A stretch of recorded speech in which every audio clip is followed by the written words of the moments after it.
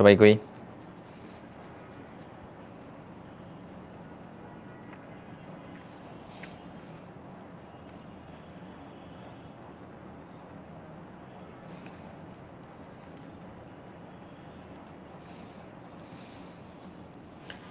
আচ্ছা, পুরো চ্যাপ্টার একজন নেন। আচ্ছা, এটা নিয়ে আমরা কথা বলতেছি। ভাইয়ারা আসলে অনেকের আমাদের বিভিন্ন জায়গায় কোর্স থাকতেছে, সো যার জন্য আমাদের অনেকটা প্রেশার হয়ে যায় অনেক সময়, তো এই জন্য।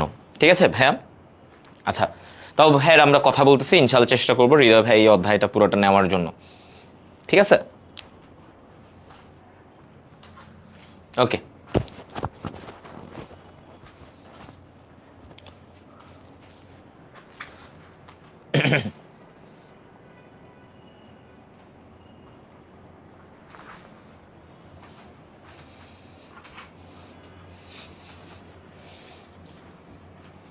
দাঁড়াও,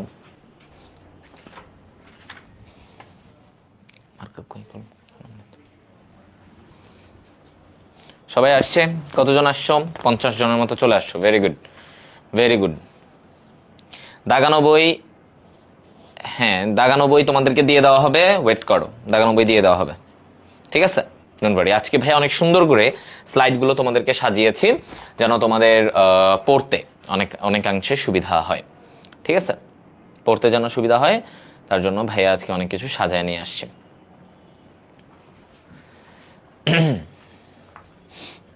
আচ্ছা, তো চলো আমরা স্টার্ট করি। হ্যাঁ, আমাদের সাথে অনেকজন চলে আসছো। তো কোষ রসায়ন, তো এই জায়গাটায় আমরা বায়োলজির সাথে অনেকটা কেমিস্ট্রির মিল বন্ধন পাবো। বায়োলজির সাথে যে কেমিস্ট্রির একটা ভালোবাসা লুকায়ে আছে, সেই ভালোবাসাটা আমরা এখানে প্রকাশ করব। আচ্ছা, তো আমরা দেখি কোষ রসায়ন কি বলছে কোষ রসায়ন নিয়ে। ওকে, আচ্ছা, তো প্রথমেই কোষ রসায়নের মধ্যে একটা কথা চলে আসতেছে যে রাসায়নিক বন্ধন এটা কয় প্রকার বলছে? 3 প্রকার। এই যে আমরা বন্ধন নিয়ে কথা বলি, বিভিন্ন রকম বন্ধন, এই বন্ধনটা কয় প্রকার? এই বন্ধনটা বলা হচ্ছে 3 প্রকার। ঠিক আছে, এই বন্ধনটা কয় প্রকার? 3 প্রকার। ওকে, তাহলে আমরা যখন বলতেছি যে রাসায়নিক বন্ধন, রাসায়নিক বন্ধন অ্যাকচুয়ালি কয় প্রকার ভাইয়া? রাসায়নিক বন্ধন 3 প্রকার। আচ্ছা ফাইন, এখন দেখো এর মধ্যে আমাদের যে ইম্পর্টেন্ট কথা সেটা হচ্ছে কি? সেটা হচ্ছে যে ভাইয়া কি কি বন্ধন, বন্ধনগুলো কি কি? নাম্বার 1 আয়নিক বন্ধন। নাম্বার 1 কি? আয়নিক বন্ধন। একটু খেয়াল করো ভাইয়া, দেখো তো, আয়নিক বন্ধন, আয়নিক বন্ধন। ঠিক আছে, এই আয়নিক বন্ধনের মধ্যে আমাদের কি কি আছে? বলছে একটা পরমাণু ইলেকট্রন দান করে, অপরটা গ্রহণ করে। আচ্ছা, তাহলে আয়নিক বন্ধনে কি ঘটে? একজন দান করবে, একজন ইলেকট্রন দান ও ইলেকট্রন গ্রহণ, ইলেকট্রন দান ও ইলেকট্রন গ্রহণ করবে। তাহলে ধরো এই পরমাণুটা ওকে ইলেকট্রন দান করবে, আর এই পরমাণু সেই ইলেকট্রনটাকে কি করবে? গ্রহণ করবে। তাহলে ও হচ্ছে দান করবে, আর ও হচ্ছে এটাকে কি করবে? ইলেকট্রনটাকে গ্রহণ করবে। ঠিক আছে, তাহলে আমরা এই জিনিসটা বুঝলাম যে আয়নিক বন্ধনে আমাকে কি বলছে? আয়নিক বন্ধনে আমাকে বলছে যে একজন ইলেকট্রন দান করবে এবং অন্যজন ইলেকট্রনটাকে কি করবে? গ্রহণ করবে। আচ্ছা ফাইন, তাহলে এটা হচ্ছে আয়নিক বন্ধন, এভাবে করে তারা বন্ধন তৈরি করতেছে। এরপরে দ্বিতীয় যে বন্ধনটা আমরা কথা বলছি, দ্বিতীয় বন্ধনটার নাম কি ভাইয়া? নামটা দেখো, দ্বিতীয় বন্ধনকে আমরা বলি সমযোজী বন্ধন। দ্বিতীয় বন্ধনটার নাম কি? সমযোজী বন্ধন। তো বা এটাকে ইংলিশে কি বলা হয়? Covalent bond. ইংলিশে কি বলবো? Covalent bond. আচ্ছা, তো কোভালেন্ট বন্ডটা কেমন আমরা একটু খেয়াল করি। দেখো কোভালেন্ট বন্ডটা কেমন, এখানে বলছে দুটি পরমাণুর ইলেকট্রন শেয়ারের মাধ্যমে। কি বলছি? দুটি পরমাণুর ইলেকট্রন শেয়ারের মাধ্যমে যে বন্ধন হয়। তার মানে এখানে দুইটা পরমাণু ইলেকট্রন শেয়ার করে। ধরো এইখানে একটা পরমাণু, হ্যাঁ ধরো এটা হাইড্রোজেন পরমাণু, তাহলে এই হাইড্রোজেন পরমাণুর একটা ইলেকট্রন আছে, ধরো এই যে একটা ইলেকট্রন আছে। আর এইদিকে ধরো অক্সিজেন পরমাণু, এই অক্সিজেন হাইড্রোজেনের সাথে ধরো শেয়ার করলো, তাহলে কি করলো? অক্সিজেনও তার একটা ইলেকট্রন দিয়ে ওর এখানে শেয়ার করছে। তাহলে এই যে হাইড্রোজেন আর অক্সিজেন পরস্পর ইলেকট্রন কি করলো? ওর সাথে একটা শেয়ার করলো, ওর সাথে একটা শেয়ার করলো। তাহলে এই যে ইলেকট্রন শেয়ার করা, দিয়ে দেই নাই, আমি কিন্তু তোমাকে দেই নাই, আমি শেয়ার করেছি ভাইয়া। এই যে শেয়ার করা, এইটাকে বলা হয় কি? এই শেয়ার করাটাকেই বলা হয়, বলো, হ্যাঁ, এটাকে কি বলে? Covalent bond. এটাকে কি বলে ভাইয়া? Covalent bond. ঠিক আছে, ওকে, সবাই একটু খেয়াল করো।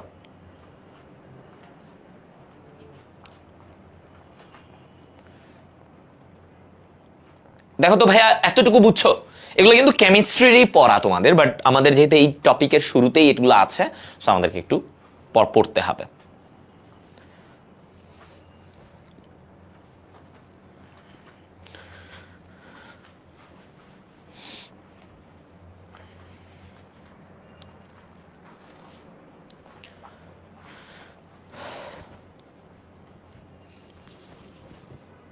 দেখি সবাই এইটুকু পর্যন্ত সমযোজী আয়নিকটা বুঝে গেছো না ভাইয়া? একটাতে ইলেকট্রন দান করে নিয়ে নিচ্ছে, আর একটাতে দুজন মিলে শেয়ার করতেছে, বন্ধুত্ব। হ্যাঁ, বন্ধুত্ব যে ব্যাপারটা, সেটাকে বলা হচ্ছে সমযোজী বন্ধন। ওকে, এরপরে আসো হাইড্রোজেন বন্ধন। এই 3 নাম্বার, এটা কি 3 নাম্বার? ওর নাম হাইড্রোজেন বন্ড, হাইড্রোজেন বন্ধন, হাইড্রোজেন বন্ধন। ঠিক আছে, হাইড্রোজেন বন্ধন। তাহলে 3 নম্বরের এটা কি দেখো? এটাকে বলা হচ্ছে হাইড্রোজেন বন্ধন। এখন হাইড্রোজেন বন্ধন মানে কি, জিনিসটা কি হাইড্রোজেন বন্ড? আচ্ছা, এখানে বলছে হাইড্রোজেন বন্ডের একটা ব্যাপার, যে একটি হাইড্রোজেন পরমাণু ও অপর একটি অধিক তড়িৎ ঋণাত্মক পরমাণুর আকর্ষণজনিত কারণে যে বন্ধন হয়। কি বলছে? একটা হাইড্রোজেন পরমাণুর সাথে অপর একটি অধিক তড়িৎ ঋণাত্মক, তাহলে একটা হাইড্রোজেন পরমাণু, ধরো এটা হচ্ছে একটা হাইড্রোজেন পরমাণু, হ্যাঁ, একটা হাইড্রোজেন পরমাণু ও অপর একটি অধিক তড়িৎ ঋণাত্মক পরমাণু। অধিক তড়িৎ ঋণাত্মক পরমাণু কি আছে? ধরো এই জায়গায় আছে অক্সিজেন, এই জায়গায় কি? এটা অক্সিজেন। তাহলে এই যে আমরা কি বললাম, যে দেখো আমার হাইড্রোজেন আর অক্সিজেন, এই দুইটার মধ্যে এই অক্সিজেন হচ্ছে অধিক তড়িৎ ঋণাত্মক, মানে ওর আকর্ষণ অনেক বেশি, এইটার আকর্ষণ প্রচুর বেশি। তো ও কি করবে? এই হাইড্রোজেনটাকে টানবে, আকর্ষণ করবে, এই হাইড্রোজেন তুই আমার সাথে থাক। ওকে কিন্তু শেয়ার করবে না, কোনো ইলেকট্রনের আদান প্রদান, শেয়ারিং কিচ্ছু না, জাস্ট টেনে ধরে রাখবে। জাস্ট কি করবে? ওকে টেনে রাখবে, এই তুই আমার সাথে থাক, তুই যাবি না। এই যে এই টেনে ধরে রাখা, হ্যাঁ, এই যে টেনে ধরে রাখা, এই বন্ধনটাকেই আমরা বলতেছি হাইড্রোজেন বন্ড।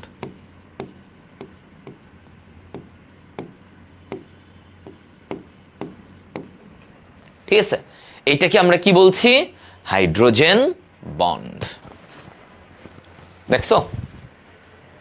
হ্যাঁ, তাহলে হাইড্রোজেন বন্ড কি ভাইয়া ক্লিয়ার তোমাদের?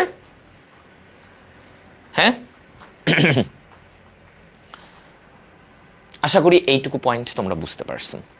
তাহলে হাইড্রোজেন বন্ধন হচ্ছে একটি হাইড্রোজেন পরমাণু ও অপর একটি অধিক তড়িৎ ঋণাত্মক পরমাণুর আকর্ষণজনিত কারণে, মানে ওদের মধ্যে টান টেনে ওকে ধরে রাখা, এই আকর্ষণজনিত কারণে যে বন্ধন হয়, সেটাকে বলা হচ্ছে হাইড্রোজেন বন্ড। যেমন তুমি এইখানে দেখো, এই ছবিটার এখানে খেয়াল করো, ছবিটাতে তুমি খেয়াল করলে দেখবা যে ভাইয়া এই অক্সিজেনটা কি করতেছে? এটা একটা পানির অণু, এটা একটা পানির অণু, ঠিক আছে, এটা একটা পানির অণু। তো ও কি করতেছে? ও এই যে এই অক্সিজেনটাকে টানতেছে, এই হাইড্রোজেনটাকে টানতেছে, হ্যাঁ, এটাকে কি করতেছে? টানতেছে। তাহলে এই যে এই পুরো অংশটা এই হাইড্রোজেনটাকে টানতেছে ওর দিকে, এইটা হচ্ছে কি? Hydrogen bond. এটাকে কি বলবো? Hydrogen bond. তাহলে দেখো এই পানির অণুর যে এখানে অক্সিজেন আর দুইটা হাইড্রোজেন আছে, আমরা জানি H2O, তাহলে এইখানের এই হাইড্রোজেনটাকে দেখো, এই অক্সিজেনটা কি আকর্ষণ করতেছে, এই তুই আমার সাথে থাক।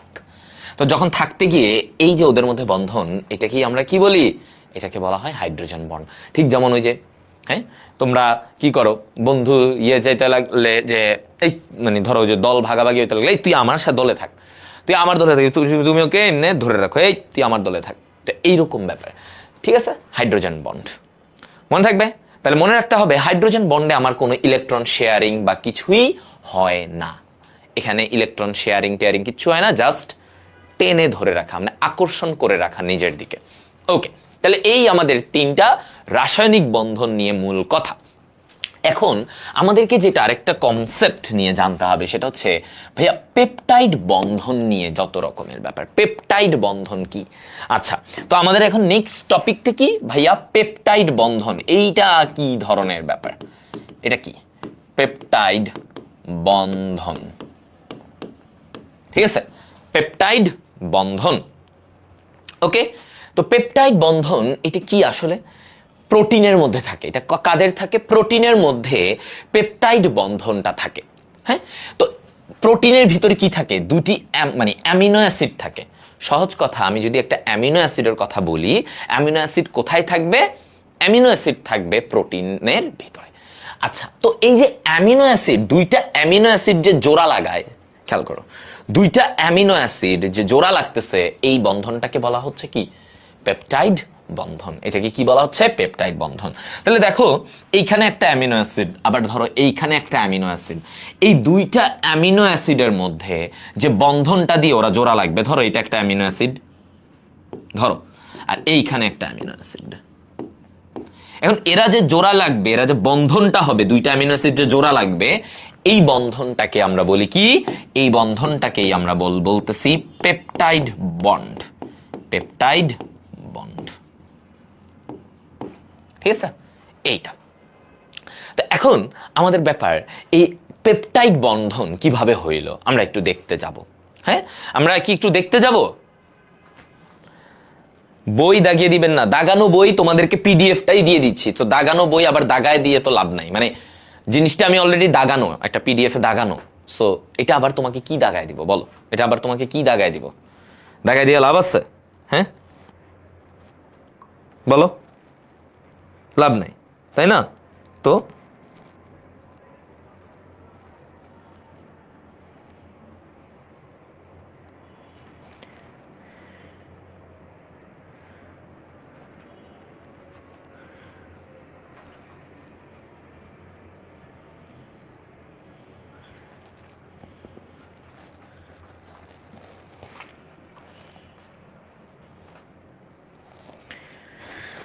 ওকে, হ্যাঁ, যারা নতুন আসছো সবাই করতে পারবা। টিস্যু অ্যান্ড টিস্যু সিস্টেম, এই চ্যাপ্টারটা, না না ভাই, ওইটা অনেক দেরি আছে। টিস্যু অ্যান্ড টিস্যু সিস্টেম তো অনেক দেরিতে, বুঝছো, অনেক দেরিতে। আচ্ছা, তো আমরা এখানে আসি, যেটা বলছিলাম যে পেপটাইড বন্ড নিয়ে কথা। তাহলে পেপটাইড বন্ড কিভাবে হইল, তো এইটা বিস্তারিত আমরা অ্যামিনো অ্যাসিড যখন পড়ব, ওই বিস্তারিত তখন আমরা জানবো যে কিভাবে হইল, তখন আমরা শিখব। এখন আপাতত জানতে হবে পেপটাইড বন্ধন মানে কি। মানে দুইটা অ্যামিনো অ্যাসিড এরা জোড়া লাগে যেই বন্ধনের মাধ্যমে, সেই বন্ধনটাকে আমরা বলি পেপটাইড বন্ধন। আর এই পেপটাইড বন্ধনগুলোর মাধ্যমেই এভাবে অ্যামিনো অ্যাসিডগুলো জোড়া লেগে লেগে লেগে কি তৈরি করে? প্রোটিন তৈরি করে। আচ্ছা, এবার আসো, গেল। এই যে এইভাবে করে একটা পেপটাইড বন্ধন, এখানে একটা ছবি দেখতে পাচ্ছ, জাস্ট এই যে দেখো, এতক্ষণ দুইটা অ্যামিনো অ্যাসিড ছিল, ওরা দুইটা অ্যামিনো অ্যাসিড, তো তখন হয় কি, এগুলা ডিটেলস আমি পরে পড়াবো, বলতেছি আমি, কিন্তু ডিটেলসে পরে আসবে। এখনই তোমরা বদার্ড হইও না যে ভাইয়া এটা কি স্কিপ করতেছেন, না, এটা ডিটেলস আছে, অনেক পরে আছে, মানে নেক্সট 3 নাম্বার 4 নাম্বার ক্লাসে এগুলোর ডিটেলস পাবা। তো এই যে এখান থেকে আমি জাস্ট আইডিয়া দেই, দুইটা অ্যামিনো অ্যাসিড থেকে কি হয়, একটা পানি বের হয়ে যায়, তখন এদের দুইটা হাত ফাঁকা হয়ে যায়, তখন এই দুইটা হাত জোড়া লেগে যাবে। এই যে এখান থেকে দুইটা হাত জোড়া লাগবে, দেখো ছবিটাতে দেখো, এই যে এরা দুইজন জোড়া লেগে গেছে, দেখছো, জাস্ট জোড়া লেগে গেছে, এই, ঠিক আছে, সেই কাজটা। ওকে, তাহলে আমার এইটাই হচ্ছে পেপটাইড বন্ধনের ব্যাপারে কথা বলছে, যে পেপটাইড বন্ধন হচ্ছে দুইটা অ্যামিনো অ্যাসিডকে জোড়া লাগাবে। ওকে, ফাইন। এবার আসি আমরা গ্লাইকোসাইডিক বন্ধন নিয়ে কথা। আচ্ছা, তাহলে এটার নাম কি দেখো, আমি একটু স্পষ্ট করে লিখে দেই, গ্লাইকোসাইডিক।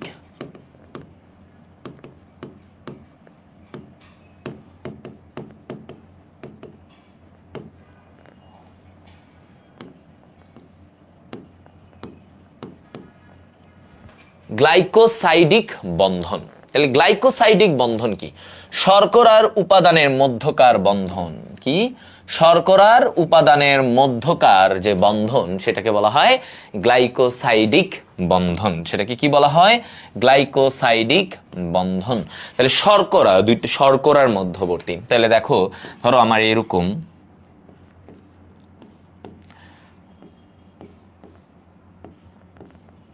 এইরকম, হ্যাঁ, তাহলে এই যে দুইটা শর্করা, এই দুইটা শর্করার মধ্যবর্তী যে আমার বন্ধনটা কাজ করবে, এই যে দুইটা শর্করার মধ্যবর্তী যে আমার বন্ধনটা ধরো এইভাবে সংযুক্ত হয়ে গেল দুইটা শর্করা, এইটাকে বলা হয় গ্লাইকোসাইডিক বন্ধন। তাহলে এইটা হচ্ছে ধরো একটা গ্লুকোজ, এটা একটা গ্লুকোজ, আর এটাও একটা গ্লুকোজ। এখন এই দুইটা গ্লুকোজ নিজেদের মধ্যে যে জোড়া লাগতেছে, এই জোড়া লাগাটাকে বলা হয় গ্লাইকোসাইডিক বন্ড। এই বন্ধনটাকে আমরা কি বলি? Glycosidic bond. ঠিক আছে, হ্যাঁ, এটাকে আমরা কি বলবো? গ্লাইকোসাইডিক বন্ড বলে থাকি। ওকে, কোনটা বোঝা যায় না? আমি তো বুঝাচ্ছি, এই যে আমার লেখা বুঝতেছো?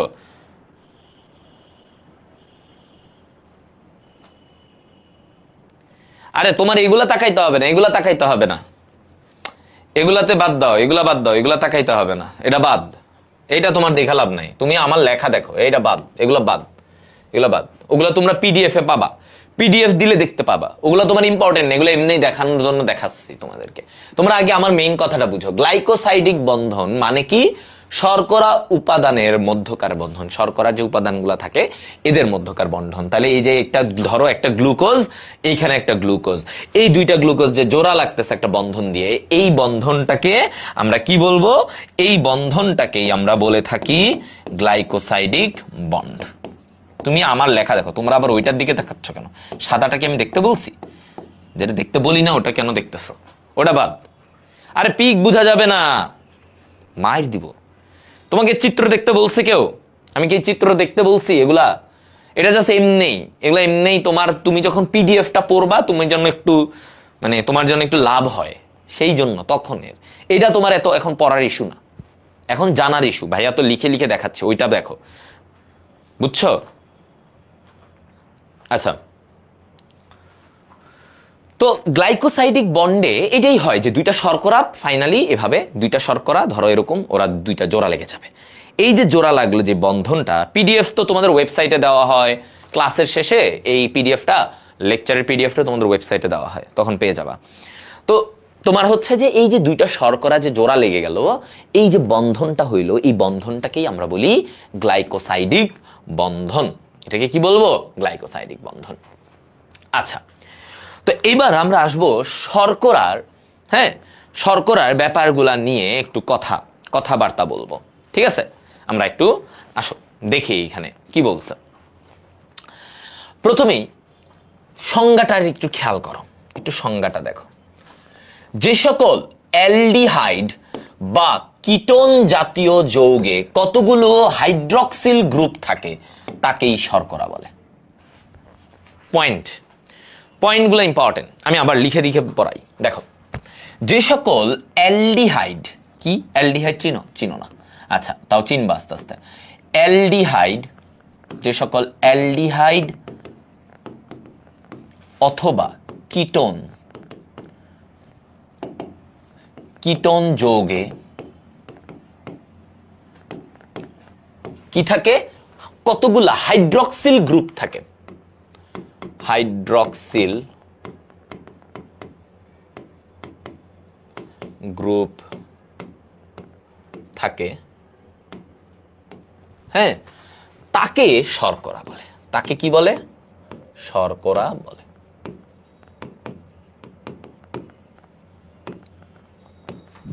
হ্যাঁ, তাকেই আমরা কি বলতেছি? দেখো, তাকেই আমরা শর্করা বলতেছি।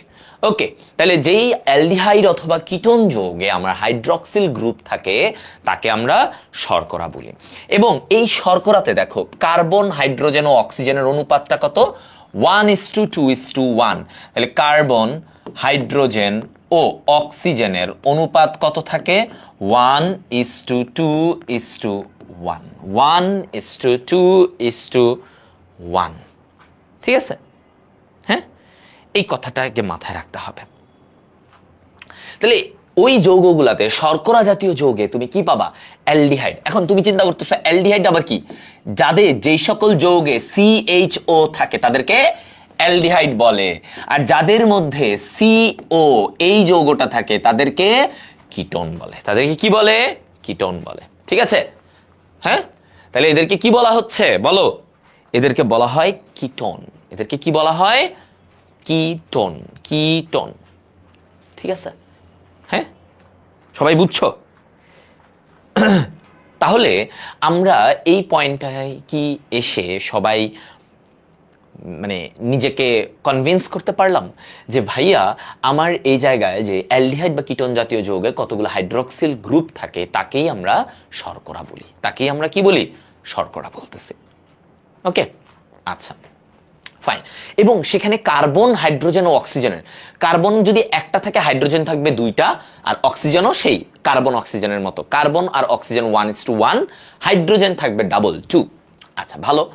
হ্যাঁ, ওকে, এবার আমরা ডিটেলস আস্তে আস্তে তুমি আরো বুঝবা, আরো বুঝবা। আমরা যখন আগাবো তুমি সংজ্ঞাটার মানে মর্মার্থ, ওর যে মিনিং এটা বুঝবা। আচ্ছা এবার আসো কাজই কি বলছে।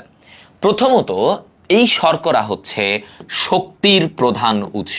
ভাইয়া লিখে দিচ্ছি, দেখো, শক্তির প্রধান উৎস। তাহলে শর্করাটা কি বলতো? শক্তির প্রধান উৎস। শর্করা হচ্ছে শক্তির প্রধান উৎসকে আমরা বলি শর্করা। এই যে তুমি নাচানাচি করো, খেলাধুলা করো, এত শক্তি পাও কোথায়? এইখান থেকে। হ্যাঁ, আচ্ছা। তারপরে গ্লাইকোজেন সঞ্চিত হয়ে থাকে শরীরে। কি থাকে? এই যে শর্করার মধ্যে আমাদের এই যে গ্লাইকোজেনটা যেটা আমরা বলি, এই গ্লাইকোজেনটা জমা থাকে। গ্লাইকোজেনটা কি হয়? জমা থাকে। তাহলে গ্লাইকোজেন হয়ে গ্লাইকোজেন শরীরে জমা থাকে।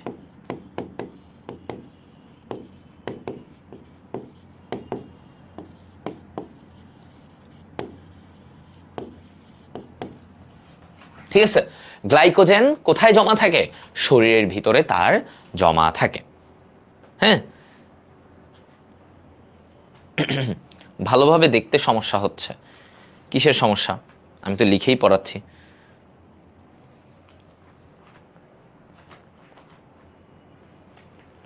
আচ্ছা ভাইয়া নিচে লিখে দিচ্ছি, ভাইয়া নিচে লিখে দিচ্ছি। এই যে মানে তোমাদের সাদাটা দেখা লাগবে না, তোমরা ভাইয়ার লেখা দেখবা। সাদাটা তোমরা PDF পড়ার টাইমে তোমার হেল্প হবে, PDF পড়ার টাইমে বুঝবা। ঠিক আছে? এবার দেখো, এবার আর শর্করা দিয়ে আর কি করা যায়? শর্করা দিয়ে আমরা নিউক্লিক অ্যাসিড মানে ডিএনএ এর কি তৈরি করা যায় বলতো? নিউক্লিক অ্যাসিড তৈরি হয়। ডিএনএ এর নিউক্লিক অ্যাসিড তৈরি।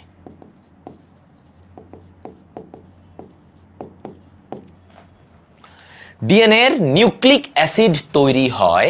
এই যে আমাদের ডিএনএ থাকে না, আমাদের ডিএনএ এর মধ্যেও কিন্তু শর্করা থাকে। আমাদের ডিএনএ এর মধ্যে কি থাকে? শর্করা থাকে। ডিএনএ এর মধ্যে কি থাকে? শর্করা থাকে। তাহলে আমার এই জায়গায়ও আমি আরেকটা উপাদান পাচ্ছি যে ভাইয়া আমাদের শর্করার আরেকটা কাজ কি? ও আমাদের ডিএনএ এর গঠনে সাহায্য করে।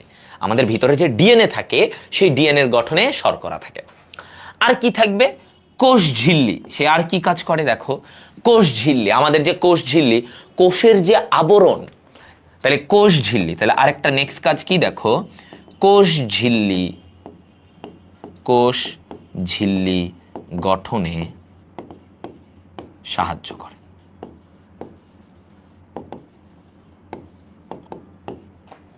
হ্যাঁ, কোষ ঝিল্লি গঠনে সে কি করবে? সহায়তা করে। হ্যাঁ, ওকে। তাহলে কোষ ঝিল্লি গঠনে সহায়তা কে করতেছে? আমার শর্করা। শর্করা কি করে? কোষ ঝিল্লি গঠনে সহায়তা করতেছে। তার মানে উদ্ভিদের কোষ ঝিল্লি বলো, আমাদের কোষ ঝিল্লি বলো, প্রত্যেকের কোষ ঝিল্লিতে শর্করা থাকে। আচ্ছা, তারপরে যকৃতে বিষ মুক্তকরণে সাহায্য করে। যকৃতে কি কাজ করে সে দেখো? যকৃতে বিষ মুক্তকরণ, বিষ মুক্তকরণে সাহায্য করে। তাহলে ওর আরেকটা কাজ কি দেখো? Very important. যকৃতে, এই যে যকৃতের ভিতরে সেখানে বিষ মুক্তকরণে সাহায্য করে। তার মানে অপসারণ, যত ধরনের বিষাক্ত উপাদান আছে সেগুলোকে অপসারণ করতে সহায়তা করে কে? এই যে এটা। তাহলে যকৃতে বিষমুক্তকরণে কাজ করে কে? যকৃতে বিষমুক্তকরণে কাজ করে আমার এই শর্করা। ঠিক আছে, তাহলে এই কাজগুলা হচ্ছে মোটামুটি শর্করা করে থাকে। দেখো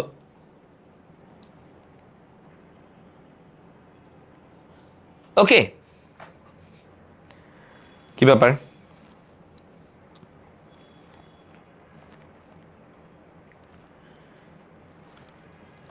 আচ্ছা,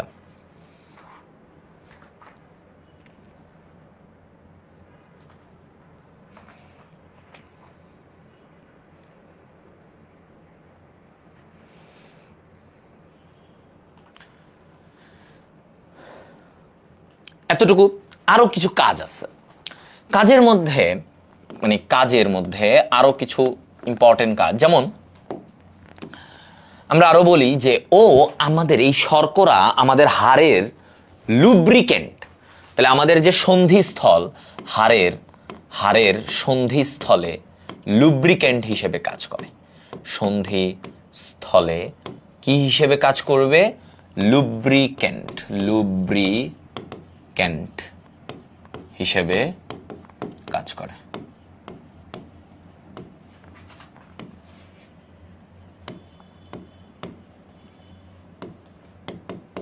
ঠিক আছে, তাহলে ওর কাজটা কি দেখো তো ভাইয়া, হাড়ের সন্ধিস্থলে লুব্রিকেন্ট কি হিসেবে কাজ করবে?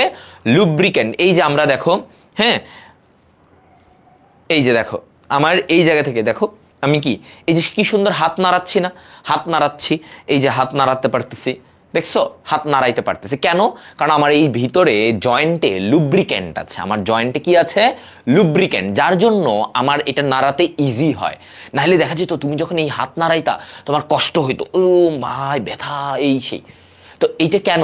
এখানে একটা পিচ্ছিল পদার্থ থাকে, এই পিচ্ছিল পদার্থটা এক ধরনের শর্করা।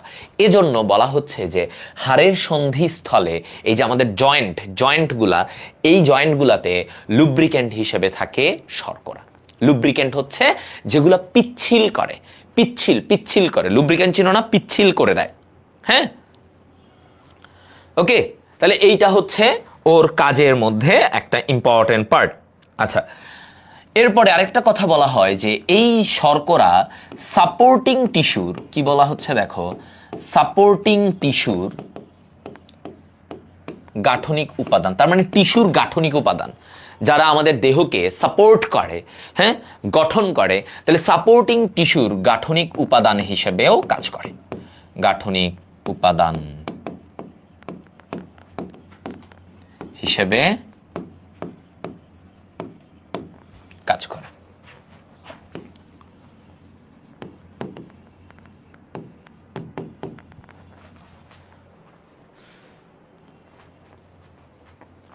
ওকে, হ্যাঁ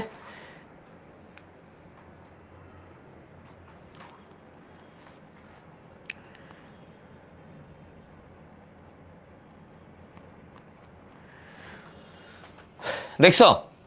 আচ্ছা, এরপরে আসো, এই যে শর্করা বিভিন্ন এনজাইমের কোএনজাইম হিসেবে কাজ করে।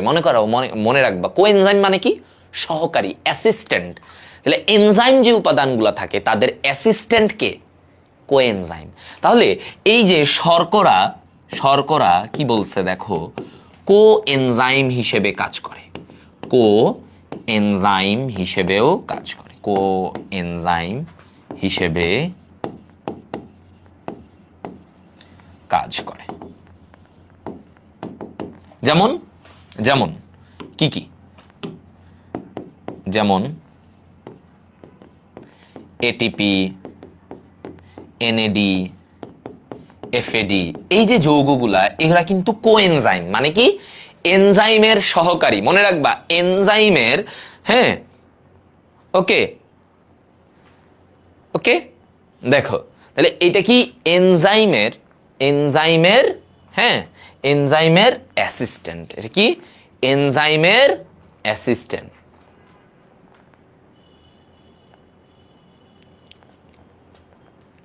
ভাইয়া বইয়ের পড়াগুলো যদি স্লাইডে তুলতেন তাহলে অনেক কঠিন পড়াগুলো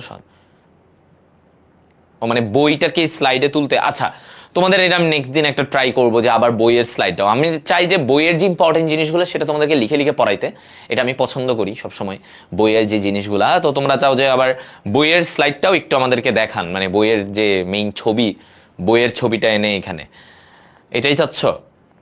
আচ্ছা, এটা আমি কিছু চেষ্টা করবো নেক্সট টাইম অ্যাড করে, নেক্সট ক্লাস থেকে একটু অ্যাড করে দিব যে বইয়ের পেজের এগুলো এমনি পড়বা। বাট আমি এখানে বইয়ের ইম্পর্টেন্ট লাইনগুলাই, যেগুলো লাগবে, যেগুলো আসে, যেগুলো বুঝতে কষ্ট হয়, সেগুলাই আমি এখানে তুলে নেই। ঠিক আছে? আচ্ছা, যাই হোক, এটা নেক্সট ক্লাসে আমি বইয়ের কিছু পেজ এখানে তুলে দিব যেন তোমাদের পড়তে সহজ হয়। ওকে, আচ্ছা, এবার আসো আমরা যেটা জানবো শর্করার বৈশিষ্ট্য নিয়ে। এবার আমাদের পয়েন্ট কি? এবার আমাদের পয়েন্ট হচ্ছে ভাইয়া শর্করার বৈশিষ্ট্য নিয়ে কথা বলেন। আচ্ছা, শর্করার বৈশিষ্ট্যে কি বলছে একটু দেখো। প্রথমেই আমি যদি বলি, আচ্ছা দেখো শর্করার বৈশিষ্ট্য, হ্যাঁ, এটি কেমন? দানাদার। দানাদার, তাহলে শর্করা কেমন হতে পারে, কত রকমের হতে পারে? দেখো শর্করা, প্রথম কথা এরা দানাদার হতে পারে, দানাদার হতে পারে, যেমন চিনি দানা দানা, শর্করা, হ্যাঁ, বুঝে বুঝে পড়বা। দেখো তাহলে শর্করা দানাও দানাও হইতে পারে, যেমন আমরা দেখছি চিনি। ওকে, এবং তন্তুময়, সুতার মতো হতে পারে, তন্তুময়। কেমন? তন্তুময়, ঠিক আছে, যেমন সেলুলোজ, এরা কি? সুতা। তন্তুময় মানে কি? এরা সুতার মতো, এই যে এরকম সুতার মতো, ঠিক আছে, এরা কি? সুতার মতো। আচ্ছা, তাহলে এটাও একটা হইলো যে সুতার মতো যারা দেখতে, সেলুলোজ, এই যে সেলুলোজগুলো সুতার মতো। তুমি যে আমরা যে সুতা ব্যবহার করি না, এই যে কাপড় সেলানোর সুতা, এগুলো কি? এগুলো কিন্তু শর্করা। এখানে কি আছে? সেলুলোজ আছে। এখানে কি আছে? সেলুলোজ, সেলুলোজ, হ্যাঁ। আচ্ছা, তো এইটা হয়ে গেল। এরকমও হতে পারে, তার মানে সুতার মতো হতে পারে, এবং পাউডার জাতীয় হতে পারে, পাউডার জাতীয়। তাহলে এরপরেরটা কি?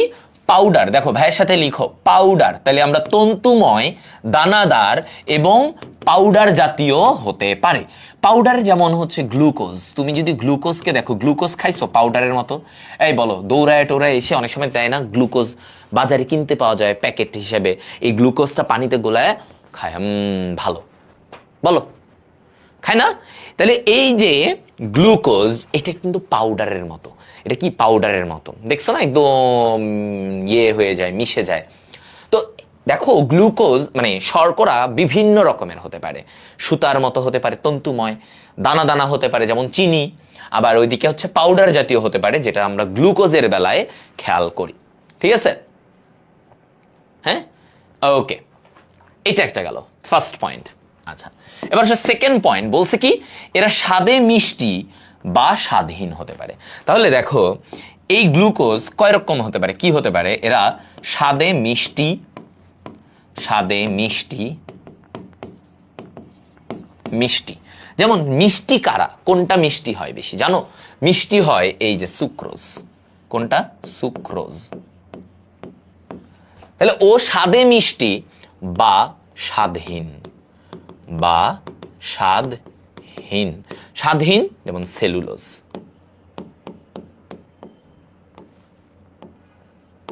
ঠিক আছে, সেলুলোজ। তাহলে স্বাদে মিষ্টি হতে পারে সুক্রোজ যেমন একটু, আর স্বাদহীন হতে পারে যেটা কিনা আমরা বলতেছি সেলুলোজের কথা। কার কথা বলতেছি? হ্যাঁ, সেলুলোজ। তাহলে সেলুলোজ বা তুমি আমরা যে ভাত খাই, ভাতে কোনো স্বাদ আছে? নাই। তাহলে ওরা কিন্তু স্বাদহীন হতে পারে। আবার স্বাদে মিষ্টি, ওই যেমন চিনি, সুক্রোজ, চিনি কি? মিষ্টি হয়। তাহলে এটা দুই রকমই হতে পারে, স্বাদে মিষ্টি বা স্বাদহীন, দুই রকমই ওরা হতে পারে। আচ্ছা, একজন বলছে টিআরএনএ মানে কি, একে কেমনে উচ্চারণ করে? টিআরএনএ বলে, ট্রান্সফার আরএনএ, টিআরএনএ এটাই বলে। আচ্ছা, 3 নম্বর পয়েন্টে আসো ভাইয়া, কি বলছে? তাপ প্রয়োগে অঙ্গারে পরিণত হয়। অঙ্গার মানে কি? অঙ্গার মানে হচ্ছে কয়লা। ওকে, ওকে, কয়লা। তাহলে তাপ দিলে এরা কি হবে? তাপ প্রয়োগে, তুমি শর্করাকে যদি তাপ দাও, এরা কয়লার মতো শক্ত হয়ে যাবে। তাহলে তাপ প্রয়োগে, ঠিক আছে, ওকে। দাঁড়াও একটা 10 সেকেন্ড, ভাইয়ার বাবা ফোন। 777 হ্যালো আম্বু, এই তো আছি, কিছু বলবা একটু ক্লাসে? কি কি কি আমি একটু দেখি ক্লাসটা শেষ করে এরপরে আসতেছি। জানো, না না না, সামনে আমি জানাবো এই মাসে। কিছু লাগবে?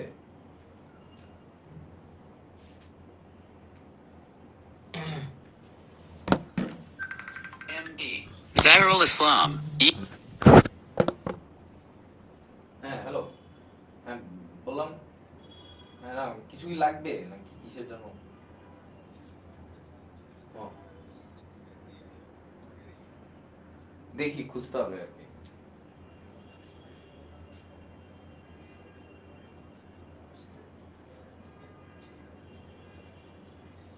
হ্যাঁ দেখি 10 তারিখের পরে মনে হয় আসবো। আচ্ছা আমি জানাবো আগে, ঠিক আছে। ওকে,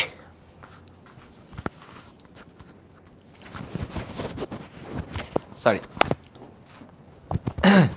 তো এবার দেখো কি বলছি, তাপ প্রয়োগে অঙ্গারে পরিণত হয়। তাপ প্রয়োগে, ভাইয়ার একটু খেয়াল করো, তাপ প্রয়োগে এরা অঙ্গার, অঙ্গার মানে কি কয়লার মতো শক্ত হয়ে যাবে। কয়লা যেমন দেখছো, কয়লা কিন্তু একদম শক্ত হয়ে যায়, অঙ্গারে পরিণত হয়। হ্যাঁ, এই কথাটা আমরা বলছি তাপ প্রয়োগে। আচ্ছা, এবার দেখো বলছে পরের পয়েন্টে যে পানিতে অধিকাংশই দ্রবণীয়। তার মানে সরকার বলতেছি কেন, শর্করা। আচ্ছা দেখো পানিতে, একজন বলছে শিউলি আক্তার, কে এটা বলছে, আঙ্কেলের মেয়ে পছন্দ হয়ে গেছে মনে হয়। না রে ভাই, আঙ্কেলের পাত্তাও নাই। আমার বাপ মা পৃথিবীর একমাত্র বাপ মা যাদের ছেলের বিয়ে নিয়ে কোনো চিন্তাই নেই, হেডে কি নেই, ভুলেই গেছে। তারা শুধু একটা জিনিসই জানে, তুমি খাওয়া দাওয়া ঠিক মতো করতেছ, বাসায় আসবা, কবে আসবা, ঠিক আছে, এই। আর পড়াশোনা ঠিকভাবে হচ্ছে কিনা, জীবনে 3টা খবর, বুঝছো?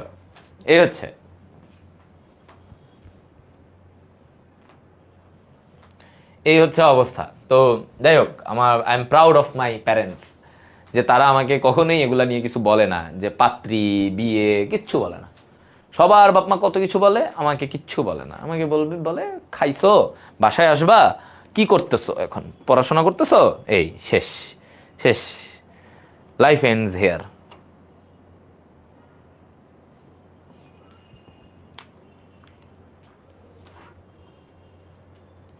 বুঝছো?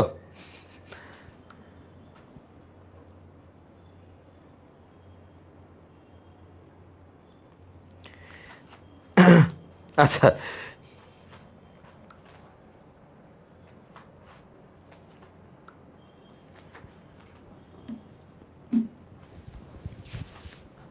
স্যাড একটা, পিছনে একটা বিরহের গান বাজায় দাও, একটা বিরহের গান বাজাই দিই আমরা। হ্যাঁ, একটা বিরহের গান গাইজ, একটা বিরহের গান, এটা বিরহের গান হবে। হ্যাঁ, এই যে দেখো অরিজিৎ সিং এর একটা দিল টুটা, এটা বিরহের গান, একটা বিরহের কথা বললো হৃদয় ভাই, ঠিক আছে? তাই এখন বিরহের গান অরিজিৎ সিং।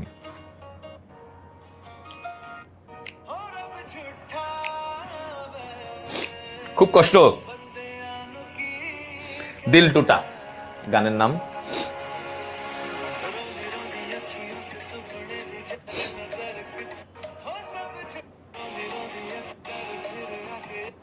না ভাই, তোর শুনবো না, স্যাড হয়ে যাইতেছে, এসব দিল টুটা গান শুনবো না, সরি।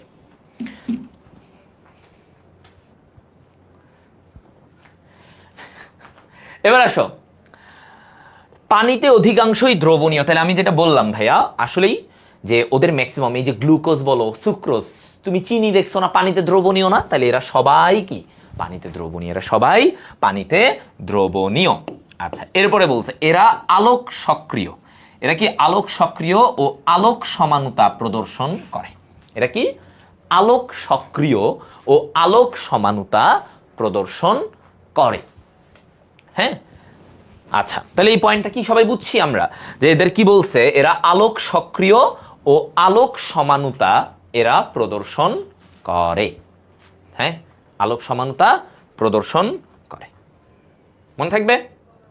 বলো। হ্যাঁ, আলোক সক্রিয় ও আলোক সমানুতা প্রদর্শন করে। তাহলে এই যে জিনিসটা একটু বুঝো, আলোক সক্রিয় মানে কি।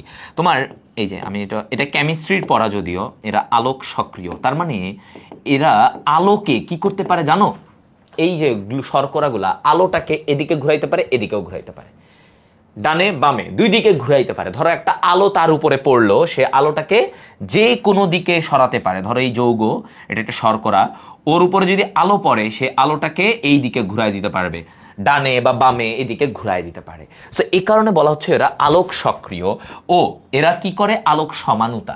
ওই যে কেউ ডানে ঘুরায়, যে ডানে ঘুরাবে তাকে ডি, যে বামে ঘুরাবে তাকে এল, এরকম বলা হয়। তার মানে এদের মধ্যে দুই রকম আছে, ঠিক আছে? আলোক সমানু বলা হয় এদেরকে, আলোক সমানু, অর্থাৎ একজন আলোটাকে ডানে ঘুরাবে, আরেকজন আলোটাকে বামে ঘুরাবে। সো এরা কি? এদেরকে বলা হয় আলোক সমানু।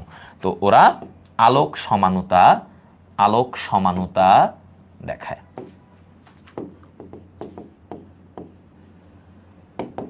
ঠিক আছে, মনে থাকবে? হ্যাঁ,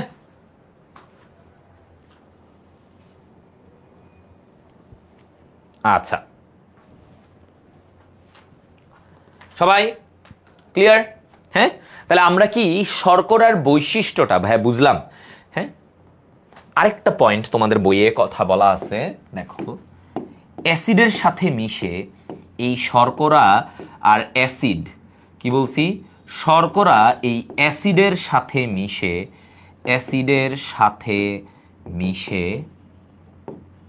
কি তৈরি করছে? শর্করা অ্যাসিডের সাথে মিশে কি তৈরি করে? শর্করা অ্যাসিডের সাথে মিশে এস্টার যৌগ তৈরি করছে।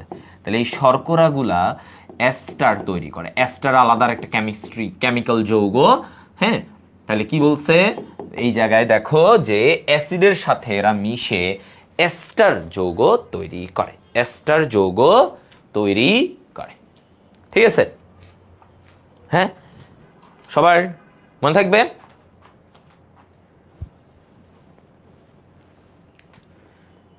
ওকে, তাহলে ভাই আমরা শর্করার সব বৈশিষ্ট্য মনে রাখবা। অ্যাসিড, যে কোনো অ্যাসিডের সাথে ওরা যখন যুক্ত হয়, এই শর্করাগুলো ওরা একটা যৌগ তৈরি করে বিশেষ, সেটাকে বলা হয় এস্টার। এটাকে কি বলা হয়? এস্টার।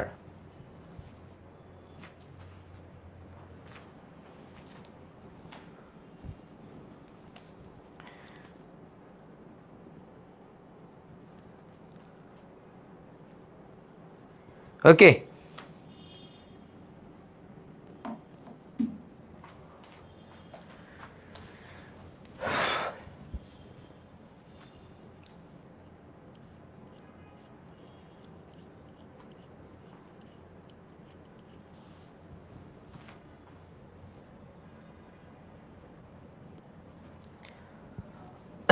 দেখছো? এইবার আসি আমরা, তাহলে আমরা শর্করার বৈশিষ্ট্য কাজ দুইটাই আমরা শিখলাম, তাই না? আমরা শর্করার বৈশিষ্ট্য কাজ দুটোই শিখতে পারলাম। এবার আমরা জানবো স্বাদের উপর ভিত্তি করে, কিসের উপর? স্বাদের উপর ভিত্তি করে শর্করা কয় রকম। তাহলে এবার নেক্সট পয়েন্ট আমাদের, দেখো, স্বাদের উপর ভিত্তি করে, স্বাদের উপর ভিত্তি করে এখন আমরা শর্করার প্রকারভেদ জানবো। ঠিক আছে, বিভিন্ন রকমের প্রকারভেদ আছে শর্করা নিয়ে। তাহলে স্বাদের উপর ভিত্তি করে শর্করা, খেয়াল করো, শর্করা দুই রকম। কয় রকম? দুই রকম। আচ্ছা, স্বাদের উপর, তাহলে একটা হচ্ছে স্বাদ, ধরো যে মিষ্টি। হ্যাঁ, মিষ্টি যেটা, সেটাকে বলা হয় কি? সুগার। তাহলে একটা হচ্ছে সুগার, একটা হচ্ছে নন সুগার। সুগার কি? মিষ্টি, স্বাদে মিষ্টি, সেটাকে কি বলবো? সুগার। সুগার, স্বাদে মিষ্টি, সুগার। ওকে, ফাইন, সুগার। তাহলে যেটা সুগার সেটা কি? সেটাকে আমরা বলি স্বাদে মিষ্টি ও দ্রবণীয় হবে। ওরা কেমন হবে? দেখো ভাইয়া, দ্রবণীয়। তাহলে যারা সুগার, যাদের মানে স্বাদটা মিষ্টি, তাদেরকে আমরা বলি সুগার, এবং তারা কি দ্রবণীয় হয়। তারা কি হয়? পানিতে দ্রবণীয় হয়। যেমন, যেমনের উদাহরণ কি? যেমন আমরা যদি বলি, এই যে দেখো উদাহরণ আছে গ্লুকোজ, ফ্রুক্টোজ। কি কি? গ্লুকোজ এবং ফ্রুক্টোজ। তাহলে দেখো উদাহরণ কি? গ্লুকোজ এবং ফ্রুক্টোজ। এইটা হচ্ছে আমাদের উদাহরণ, ঠিক আছে? গ্লুকোজ এবং ফ্রুক্টোজ, গ্লুকোজ এবং ফ্রুক্টোজ, গ্লুকোজ এবং ফ্রুক্টোজ, এইগুলা হচ্ছে সুগার। তারপরে আর কি? সুক্রোজ, সুক্রোজও সুগার, মানে মিষ্টি। এদের বৈশিষ্ট্য হচ্ছে এরা মিষ্টি। তাহলে আমি দেখো কিসের উপরে ভিত্তি করছি? প্রথম পয়েন্টে স্বাদের উপর ভিত্তি করে আমি শর্করাকে দুই ভাগে ভাগ করছি। একটাকে বলছি সুগার, যেটা হচ্ছে মিষ্টি এবং দ্রবণীয়, এবং যেটার উদাহরণে আমরা বলতেছি কি কি? গ্লুকোজ, ফ্রুক্টোজ, এই সুক্রোজ, এরা সবাই কি? মিষ্টি। এইসব স্ট্রাকচার এখন দেখা লাগবে না, এটা বাদ, স্ট্রাকচার পরে। এবার আসো তারপরেরটা কি বলছে? নন সুগার, নন সুগার। তাহলে একটা ছিল সুগার, তাহলে যারা মিষ্টি না তাদেরকে কি বলবা? নন সুগার বলবো। তাহলে যারা মিষ্টি না, স্বাদে অমিষ্টি, স্বাদে মিষ্টি নয়, হ্যাঁ, এবং যেহেতু ওরা মিষ্টি না তাহলে ওরা অদ্রবণীয়। এভাবে মনে রাখবা, ওরা মিষ্টিও না, ওরা দ্রবণীয় না, ওরা অদ্রবণীয়, পানিতে অদ্রবণীয়। তাহলে এদেরকে খেয়ে কোনো লাভ নাই। যেমন তুমি ভাত খাও, লাভ আছে কোনো? ভাত খেয়ে কোনো লাভ আছে? লাভ নাই। ভাত খেয়ে লাভ আছে? লাভ নাই। তাহলে এই যে জিনিসটা হচ্ছে কি? ভাত খেয়ে কোনো লাভ, মানে লাভ আছে বলতে শক্তি আছে, মানে মিষ্টি কি? মিষ্টির দিক থেকে লাভ আছে? নাই। কোনো স্বাদ পাও না। তাহলে এই যে দেখো এরাই হচ্ছে আমার নন সুগার। Starch, cellulose. তাহলে এই যে দেখো এরকম বড় বড় গঠন, এগুলো হচ্ছে স্টার্চ। এটা লাগবে না, মানে এই গঠন লাগবে না, এটা জাস্ট এমনি তোমাদের ছবি দিছি, জাস্ট আইডিয়া। তোমরা পরে জাস্ট ছবি দেখলে বুঝবা। স্টার্চ, এই যে বড় বড় যৌগ, এগুলা না পানিতে দ্রবণীয় হইতে চায় না, এবং এরা এত বড় বড় যৌগ যে এরা এত বড় যৌগ হতে গিয়ে এদের স্বাদ নাই হয়ে গেছে, এদের স্বাদ নাই হয়ে গেছে। তো এইটার কথা বলছে। তাহলে স্টার্চ, ওকে। তো ফার্স্ট পয়েন্ট স্টার্চ। আচ্ছা, তারপরে সেকেন্ডলি কি? সেলুলোজ। সেকেন্ডলি কি? সেলুলোজ। সেকেন্ডলি হচ্ছে আমার সেলুলোজ।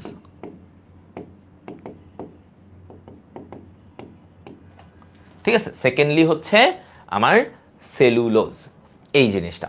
আচ্ছা, তাহলে সেলুলোজ স্টার্চ। সেলুলোজ কোথায় পাওয়া যায় নরমালি জানো? সেলুলোজ পাওয়া যায় ওই যে উদ্ভিদের বিভিন্ন কোষ ঝিল্লি, এগুলাতে কি পাওয়া যায়? সেলুলোজ পাওয়া যায়, ঠিক আছে? হ্যাঁ, আচ্ছা, তাহলে আমরা এই যে পয়েন্টগুলো, স্টার্চ, সেলুলোজ, আরো আছে গ্লাইকোজেন। যেমন আমাদের দেহে সঞ্চিত খাদ্য হচ্ছে গ্লাইকোজেন, আর উদ্ভিদের দেহের সঞ্চিত খাদ্য কি? স্টার্চ। জমা থাকে কোনটা? স্টার্চ। আচ্ছা, আর এই সেলুলোজ হচ্ছে ওদের বিভিন্ন কোষ ঝিল্লি, কোষ প্রাচীরে, এগুলাতে সেলুলোজ থাকে। তো সেলুলোজ হচ্ছে একটা গাঠনিক উপাদান, হ্যাঁ। আচ্ছা,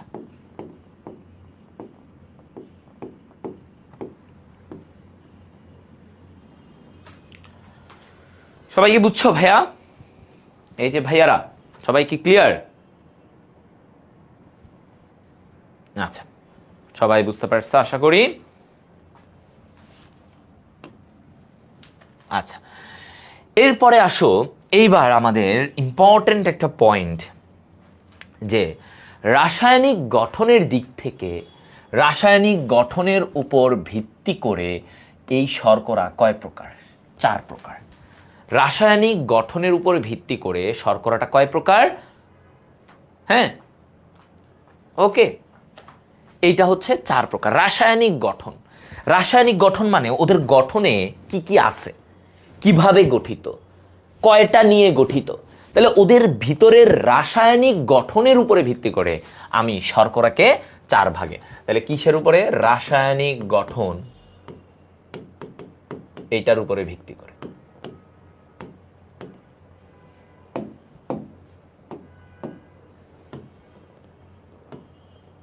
ঠিক আছে, তাহলে রাসায়নিক গঠনের উপরে ভিত্তি করে আমরা ভাগ করলাম। এই দেখো মনোস্যাকারাইড নাম্বার 1 কি মনোস্যাকারাইড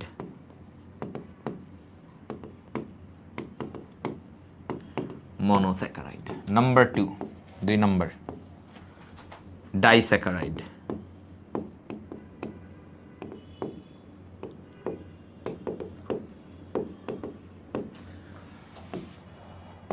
অলিগোস্যাকারাইড অলিগোস্যাকারাইড আমি পুরোটা না লিখি আর একটা হচ্ছে পলিস্যাকারাইড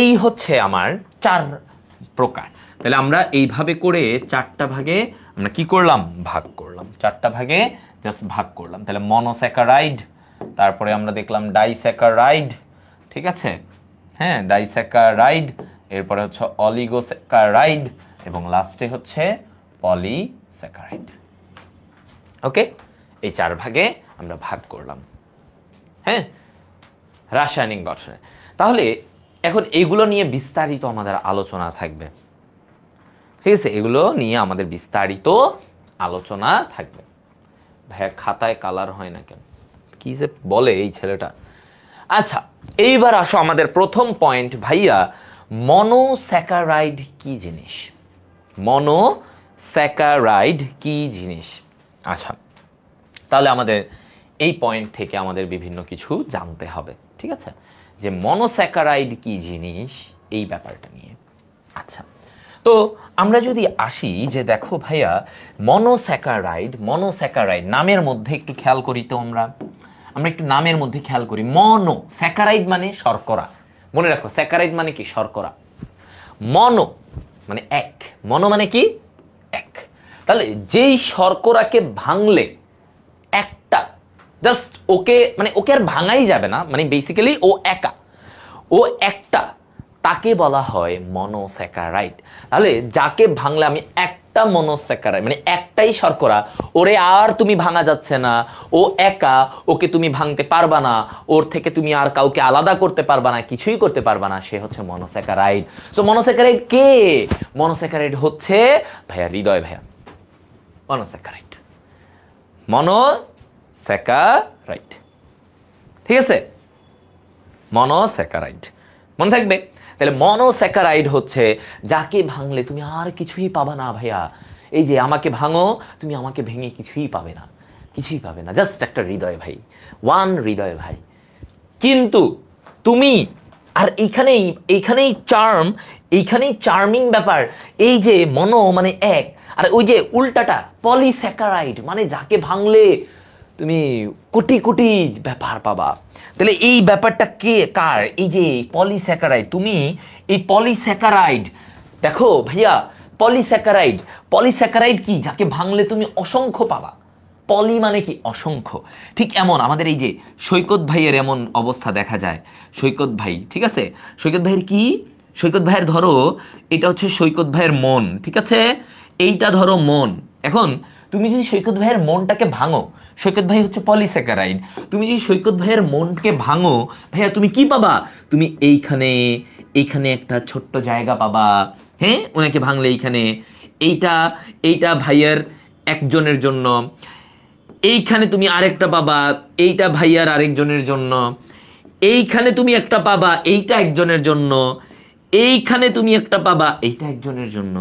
ভাইয়ার মনকে তুমি যখন ভাঙবা দেখবা আর এই চেম্বার হ্যাঁ এইরকম চেম্বারে ভরা হ্যাঁ তার মানে অনেকগুলা পার্ট পাবা তুমি সৈকত ভাইয়ের ভিতরে ঢুকলে হ্যাঁ সৈকত ভাইয়ের ভিতরে আসলে তুমি অনেকগুলা আত্মা পাবা অনেকজনকে ধারণ করেছে এখন তারা পুরুষও হতে পারে নারী হতে পারে আমি সেই ব্যাপারে যাচ্ছি না জাস্ট বলতেছি সেটা সৈকত ভাই অ্যান্সার দিবে তার মনে কিন্তু এই যে ভাইয়ের মনে কিন্তু এরকম অসংখ্য জায়গা ভাইয়াকে ভাঙলেই অনেকজনকে পাওয়া যাবে হ্যাঁ কিন্তু আসলে তো 4টা হাইয়েস্ট করা ভালো তাই না তো এইখানে ভাইয়ার মনে হচ্ছে অনেকগুলা কিন্তু বায়োলজির ভিডিওর স্বার্থে ভাইয়া আমাকে বলছে বহুবীজপত্রী বানাইতে আসলে এই যে বুঝছো এটা হচ্ছে তাহলে পলিস্যাকারাইড হচ্ছে যাকে ভাঙলে তুমি এরকম অনেক পাবা টুকরো টুকরো টুকরো টুকরো অনেকগুলো পাবা, তারা পলিস্যাকারাইড। আর মনোস্যাকারাইড হচ্ছে যাকে ভাঙলে তুমি একটাই পাবা, আর কিছুই না, সে একা। He is the one and only person. ঠিক আছে, সবাই বুঝছো? আচ্ছা, তাহলে এবার আমরা মনোস্যাকারাইড বুঝে যদি যাই, তাহলে আমাদের আরেকটা ব্যাপার এবার আমরা আসো। কি বলছে? যে কার্বোহাইড্রেটকে হাইড্রোলাইসিস মানে কি? এই হাইড্রোলাইসিস মানে কি? পানি দ্বারা ভাঙন। কি বলছি দেখো, যে কার্বোহাইড্রেটকে পানি দ্বারা ভাঙন, হাইড্রোলাইসিস মানে কি? পানি দ্বারা তুমি এটাকে ভাঙবা। হাইড্রোলাইসিস করলে আর কোনো সরল একক পাওয়া যায় না, আর তুমি আর কাউকে পাবা না, তাকে ভাঙলে তুমি কাউকে পাবা না। হ্যাঁ, ওকে, তাকেই বলা হয় মনোস্যাকারাইড। তাকে কি বলা হয়? মনোস্যাকারাইড। তাহলে আমরা কি এই ব্যাপারটা ক্লিয়ার? হ্যাঁ, মনোস্যাকারাইড যাকে ভাঙলে ভাইয়া আর কিছু পাওয়া যাবে না, তাকেই মনোস্যাকারাইড বলা হচ্ছে। ওকে, যদি আমরা পানি দিয়ে ভাঙি তাহলে আমরা আর কিছুই পাবো না। ঠিক আছে? হ্যাঁ, আচ্ছা, এবার আসো ওর সাধারণ সংকেতে কি বলা হচ্ছে। ওর সংকেতটা কি? ওর সংকেতে আমার বলা হয় যে ওর হচ্ছে CH2ON। তাহলে ওর সাধারণ সংকেতটা কি আমরা জানি? শর্করার এই সাধারণ সংকেত হচ্ছে CH2O, CH2ON। ঠিক আছে, CH2ON, এইটা হচ্ছে ওর সাধারণ সংকেত। কার্বন সংখ্যা কত? 3 থেকে 10। কার্বন সংখ্যা কত? 3 থেকে 10টা। কার্বন সংখ্যা কতটা? 3 থেকে 10টা। ঠিক আছে। মনোস্যাকারাইড গুলোতে অ্যালডিহাইড গ্রুপ বা কিটোন গ্রুপ থাকায় এরা বিজারক পদার্থ হিসেবে কাজ করে। এই মনোস্যাকারাইড গুলোতে কি বলছে? এই মনোস্যাকারাইড গুলোতে অ্যালডিহাইড গ্রুপ বা আমার কিটোন গ্রুপ থাকায় এরা বিজারক পদার্থ। তাহলে এই জায়গাগুলোতে মনোস্যাকারাইডে আমার কি বলছেন দেখো, এই পয়েন্টটা আমি তোমাদের বলি। ওদের মধ্যে অ্যালডিহাইড আছে, অ্যালডিহাইড মূলকও আছে, অ্যালডিহাইড মূলক আছে, এবং কিটোন মূলক থাকায় এরা কি বিজারণমূলক। এই গ্রুপগুলা, এই যে অ্যালডিহাইড গ্রুপ, কিটোন গ্রুপ, এরা কি করে? এরা বিজারণ করে। এরা কি করে? এরা, হ্যাঁ দেখো, তাহলে এই অ্যালডিহাইড কিটোন এরা হচ্ছে বিজারণ করে। বিজারণ করায় মানে কি? বিজারণ করায় মানে কি? ওরা আরেকজনকে হাইড্রোজেন মানে দান করতে পারে। বিজারণ করায়, আরেকজনকে বিজারণ করা, এই তুই বিজারণ হ, তুই বিজারণ হ। তাহলে এই জন্য দেখো এদেরকে বলা হয় বিজারক পদার্থ। এরা বিজারক পদার্থ। তাহলে এই অ্যালডিহাইড কিটোন থাকায় এদের, এই মনোস্যাকারাইডদের, এদেরকে বিজারক শর্করা বলে। কি বলে? বিজারক শর্করা বলে।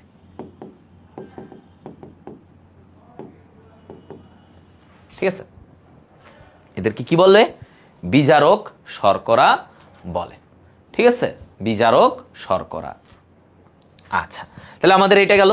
যার জন্য এই যে দেখো এদেরকে কি বলা হয়? রিডিউসিং সুগার বলে। এদেরকে রিডিউসিং সুগার বলে। রিডিউসিং সুগার মানে কি? রিডিউসিং সুগার মানে হচ্ছে বিজারক শর্করা। এটার বাংলা নাম কি? বিজারক। মানে ওরা আরেকজনকে বিজারিত করতে পারে, অর্থাৎ আরেকজনকে হাইড্রোজেন দিয়ে দেবে। এই তুই হাইড্রোজেন নে, এই তুই হাইড্রোজেন নে ভাই, নে তুই হাইড্রোজেন নে। কারণ হাইড্রোজেন নেওয়া মানেই বিজারণ করা। হাইড্রোজেন নেওয়া মানেই কি? বিজারণ ঘটে। ঠিক আছে, ওকে, এই জিনিসটা। তাহলে এদেরকে বলা হচ্ছে কি? বিজারক শর্করা। হ্যাঁ, বিজারক শর্করা। বুঝা গেল? হ্যাঁ, আচ্ছা, তো এইবার আমরা আসি এই যে কার্বনের সংখ্যার উপর ভিত্তি করে। এখন আসো একটা পয়েন্ট বলছে, কার্বনের সংখ্যার উপর ভিত্তি করে আমরা এই মনোস্যাকারাইডকে বিভিন্ন ভাগে ভাগ করতে পারি। কার্বনের চিত্রগুলা মানে এখন ইম্পর্টেন্ট, এখন যেগুলা ভাইয়া শিখাবো এগুলো ইম্পর্টেন্ট, ভাইয়া একে একে শিখাবো। ঠিক আছে ভাইয়া, বলতেছি যেগুলো ইম্পর্টেন্ট ভাইয়া বলে দিচ্ছি। এখন থেকে এই মনোস্যাকারাইড টপিকটা আমাদের সিকিউ এর জন্য ইম্পর্টেন্ট। ঠিক আছে, মনোস্যাকারাইড এই টপিকটা। আচ্ছা, কার্বনের সংখ্যার উপর ভিত্তি করে বিভিন্ন ভাগে ভাগ করা হয়। যেমন প্রথম ভাগে আমার এখানে বলছে এটা কি? ট্রায়োজ। এটা কি ট্রায়োজ।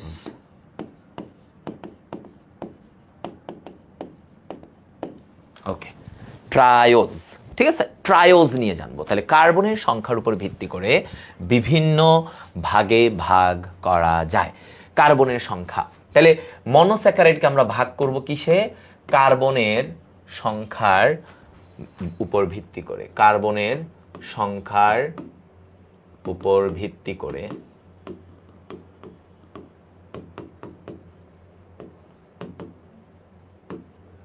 করে আমরা এই ভাগটা করব।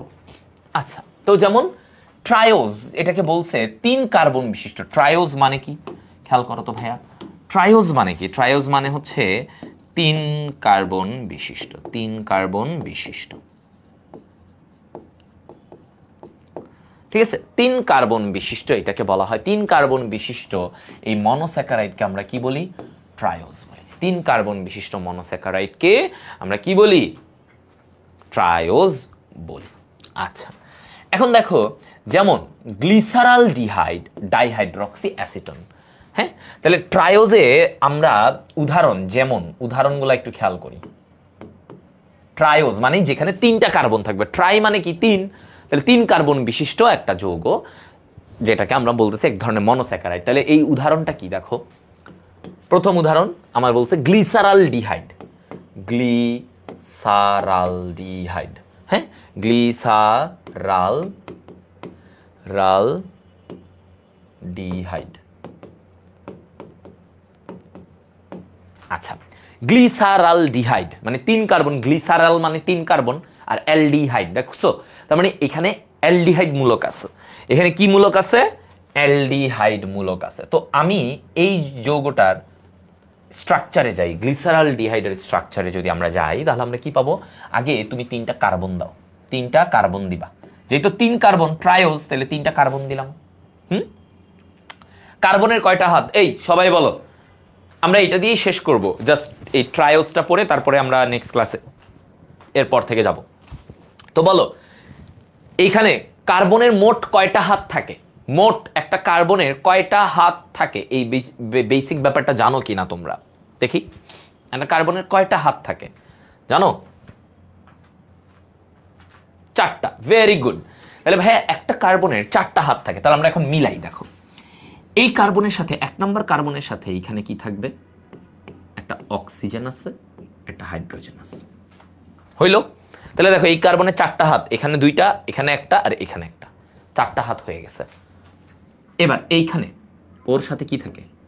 এইচ, এই পাশে একটা, এই পাশে একটা OH, হ্যাঁ, ওকে। এই দিকে কি থাকে? ওর এই কার্বনের ওর একটা হাত তো এই উপরের দিকে, আরেক হাতে এই হাইড্রোজেন, আরেক হাতে হাইড্রোজেন, আরেক হাতে OH, দেখছো?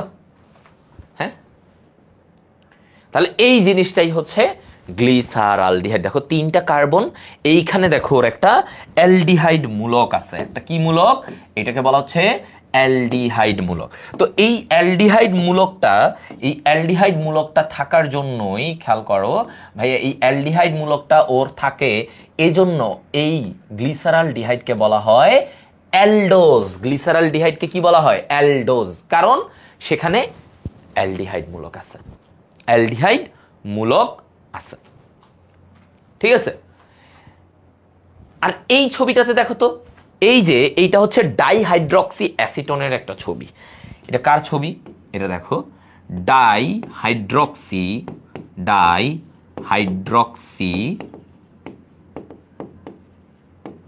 অ্যাসিটোন।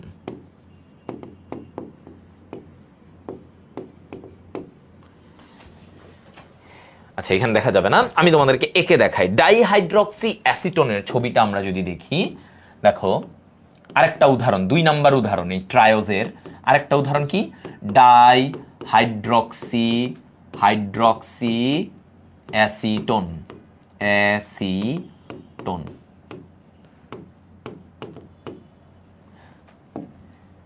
ঠিক আছে, ডাইহাইড্রক্সি অ্যাসিটোন। তাহলে ডাইহাইড্রক্সি অ্যাসিটোনে তুমি খেয়াল করো ভাইয়া, ডাইহাইড্রক্সি অ্যাসিটোনে কি হবে? ডাইহাইড্রক্সি অ্যাসিটোনের স্ট্রাকচার, ওর ধরো আবার ওইখানেও 3টা কার্বন, আচ্ছা 3টা কার্বন দাও, হইল। এবার ডাইহাইড্রক্সি অ্যাসিটোন মানে কি? কিটোন মূলক। এখানে কি থাকবে বলো? এখানে টোন, কিটোন, তাই না? কিটোন, অ্যাসিটোন, তাহলে কিটোন, টোন, কিটোন মূলক। তাহলে এই জায়গায় আমার কি আছে? একটা কিটোন মূলক, এই যে মাঝখানে, হ্যাঁ, সিও। তাহলে এই কার্বনে দেখো 4টা হাত হয়ে গেছে না? হয়ে গেছে। এবার থাকে বাকিগুলার। বাকিদের সাথে কি হবে? এদের সাথে এই যে হাইড্রোজেন, হাইড্রোজেন, আর এদিকে হাইড্রোক্সিল, আবার সেম হইতে হাইড্রোজেন, হাইড্রোজেন, হাইড্রোক্সিল। ওকে,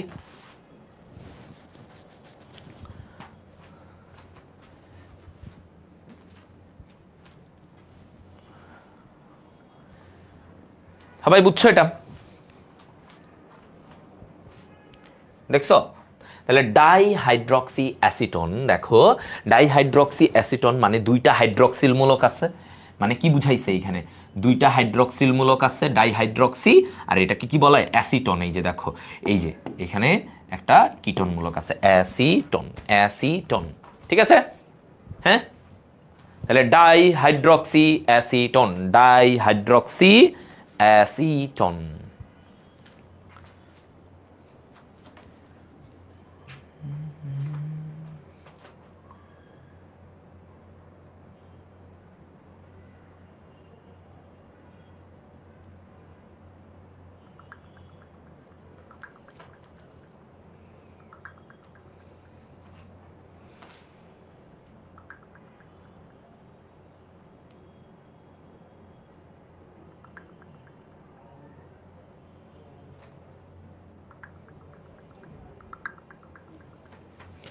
ওকে, তাহলে ডাইহাইড্রক্সি অ্যাসিটোন ক্লিয়ার সবাই? দেখছো 2টা হাইড্রক্সিল, তাই ডাইহাইড্রক্সি। আর এই যে যেহেতু এটা একটা কিটোন মূলক, কিটোন মূলক আছে 3 কার্বন বিশিষ্ট, তাই অ্যাসিটোন, তাই অ্যাসিটোন। এগুলো লাগবে, এই যে যেগুলো ভাইয়া এঁকে দিচ্ছে এগুলো সিকিউতে আসবে, এগুলো আসার মতো। ঠিক আছে, দেখো সবাই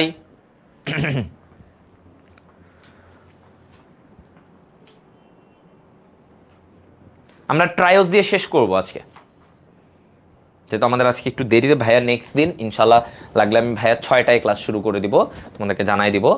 তাও আমরা সুন্দর করে নেক্সট ক্লাসটা ভালো করে শিখব।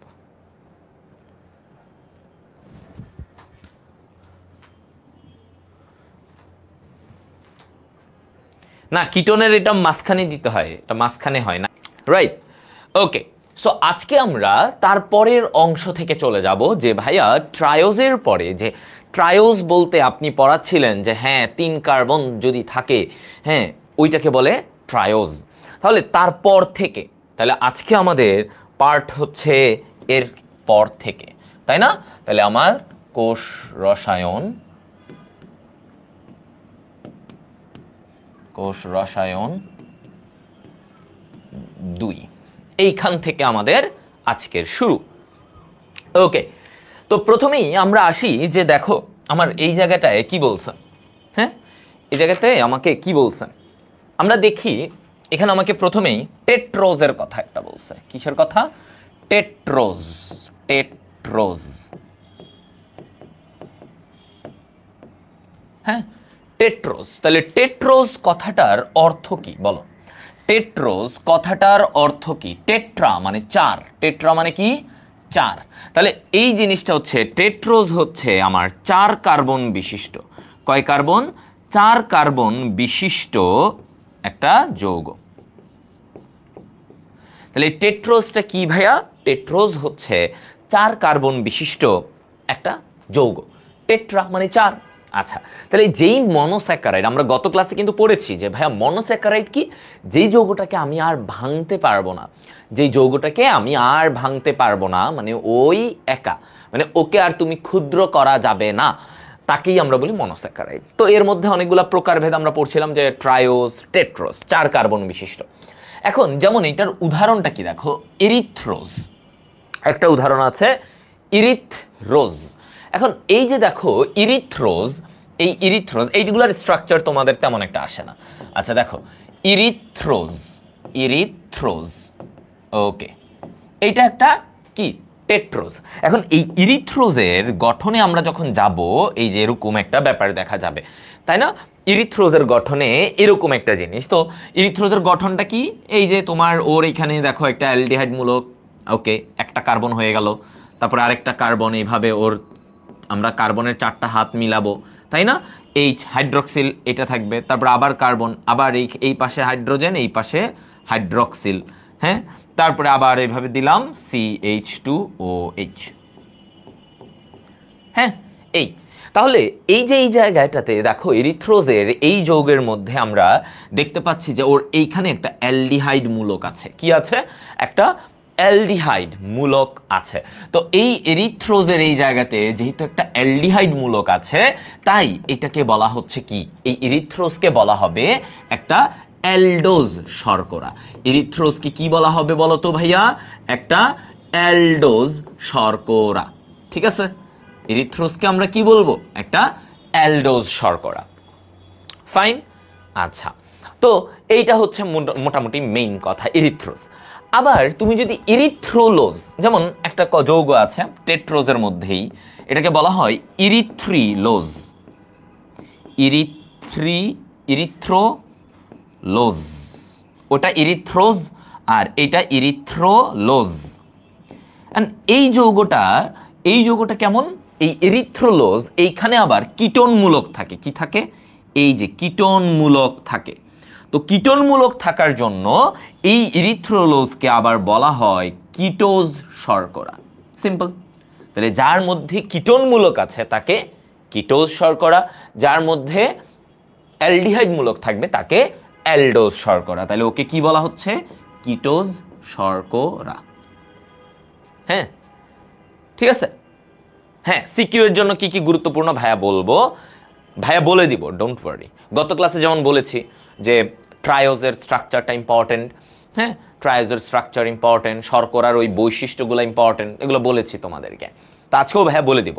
আর বারবার বলি, যেগুলো আমি সিকিউতে পড়াচ্ছি না, মানে সিকিউতে না, মানে যেগুলোতে আমি হয়তো বলছি না যে না এটা সিকিউতে ইম্পর্টেন্ট, হ্যাঁ, তাহলে কি ওটা কিসে ইম্পর্টেন্ট? এমসিকিউ। অর্থাৎ আমি যা পড়াবো তোমাদেরকে বোর্ডে, আমি যা পড়াবো সব কিছুই এমসিকিউ এর জন্য মাস্ট ইম্পর্টেন্ট। এমসিকিউতে যা যা পড়াবো এগুলো থেকে প্রত্যেকটাই এমসিকিউতে আসার মতো। বাট সিকিউ কোনগুলো আসবে সেগুলো ভাইয়া স্পেসিফিক করে বলে দিব পড়ার টাইমে। আচ্ছা, তো এইটা হলো আমাদের মেইন ব্যাপার। তো তোমাদেরকে আসতে পারে নিচের কোনটি কিটোজ শর্করা, তুমি বলবা, তোমার অপশন থাকবে ইরিথ্রোলোজ, তখন তুমি দেখবা আচ্ছা এইটা হচ্ছে আমার কি, এই যে কিটোজ শর্করা, হ্যাঁ, যেখানে কিটোনমূলক থাকে। ওকে, এবার আমরা আসবো পেন্টোজ নিয়ে কথা। এবার আমাদের কথাটা কি নিয়ে ভাইয়া বলো তো? আমরা জানবো এবার পেন্টোজ। তাহলে আমি যখন পেন্টোজের কথা বলবো, খেয়াল করো, পেন্টোজ, হ্যাঁ, পেন্টোজ। তাহলে পেন্টোজ মানে কি? 5। পেন্টোজ মানে কি? 5। তাহলে আমার 5 কার্বন বিশিষ্ট যে মনোস্যাকারাইড তাকে বলা হয় পেন্টোজ। তাহলে আমি কি বলতেছি বলো? 5 কার্বন বিশিষ্ট মনোস্যাকারাইড, যেমন রাইবোজ, ডিঅক্সিরাইবোজ, এগুলোকে কি বলা হয়? এগুলোকে বলা হয় পেন্টোজ। তাহলে রাইবোজ আর ডিঅক্সিরাইবোজ এগুলোকে কি বলা হয়? পেন্টোজ। Ribose, deoxyribose. আচ্ছা, তো আমাদের এই জিনিসটাই যে পেন্টোজ গেল, তাহলে পেন্টোজের মধ্যে আমার উদাহরণ রাইবোজ, ডিঅক্সিরাইবোজ, আরো কিছু উদাহরণ আছে আমি তোমাদের বলে দেই। তারপরে যেমন হচ্ছে যে তোমার জাইলোজ, এরপরে হচ্ছে রাইবুলোজ,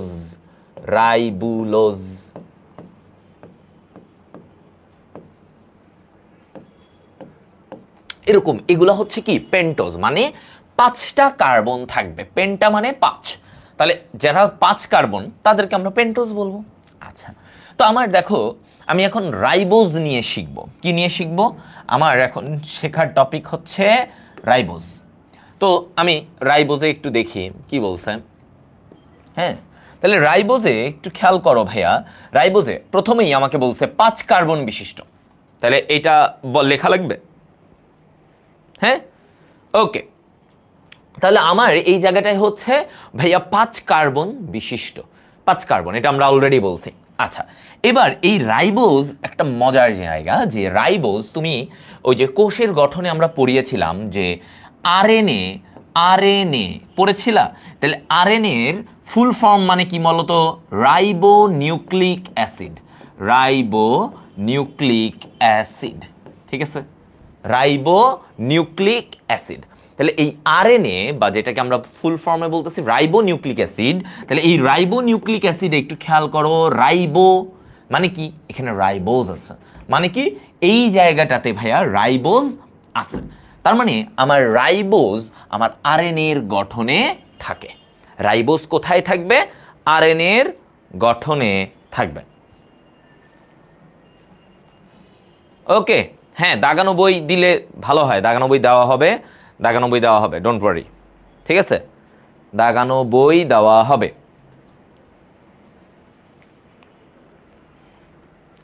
আচ্ছা দাঁড়াও, আমি একটু তোমাদের এটা লিখে নিই, ঠিক আছে।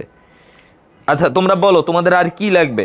আচ্ছা, দাগানো বই দিতে হবে, আর তোমাদেরকে কিছু আর্কাইভ ক্লাস দিব। ওকে, আর্কাইভ ক্লাস দিব, ঠিক আছে। আপাতত এগুলাই তোমাদের ডিমান্ড, হ্যাঁ। আর তোমাদের শীঘ্রই আমরা র্যাপিড ফায়ার শুরু করে দিব, র্যাপিড ফায়ার আস্তে আস্তে শুরু হবে। তো এবার আসো, আমার এই রাইবোজে একটা মজার জায়গা। তো তো রাইবোজে আমরা কি দেখলাম, যে এই রাইবোজে না ভাইয়া অ্যালডিহাইড মূলক আছে। তাহলে কি আছে? রাইবোজে এই অ্যালডিহাইড মূলক থাকে। সো রাইবোজে যেহেতু অ্যালডিহাইড মূলক থাকে, তাই রাইবোজকে কি বলা হয়? রাইবোজকে কি বলা হয়? ওকে বলা হয় অ্যালডোপেন্টোজ। অ্যালডো যেহেতু অ্যালডিহাইড মূলক আছে রাইবোজে, আর যেহেতু এটা একটা পেন্টোজ, তাই ওর নামটা কি দিছে? অ্যালডোপেন্টোজ, অ্যালডোপেন্টোজ, ঠিক আছে, অ্যালডোপেন্টোজ বলা হচ্ছে। ওকে, আচ্ছা ফাইন, তাহলে অ্যালডোপেন্টোজ, দেখছো, অ্যালডোপেন্টোজ বলে। ওকে, লজিক্যাল।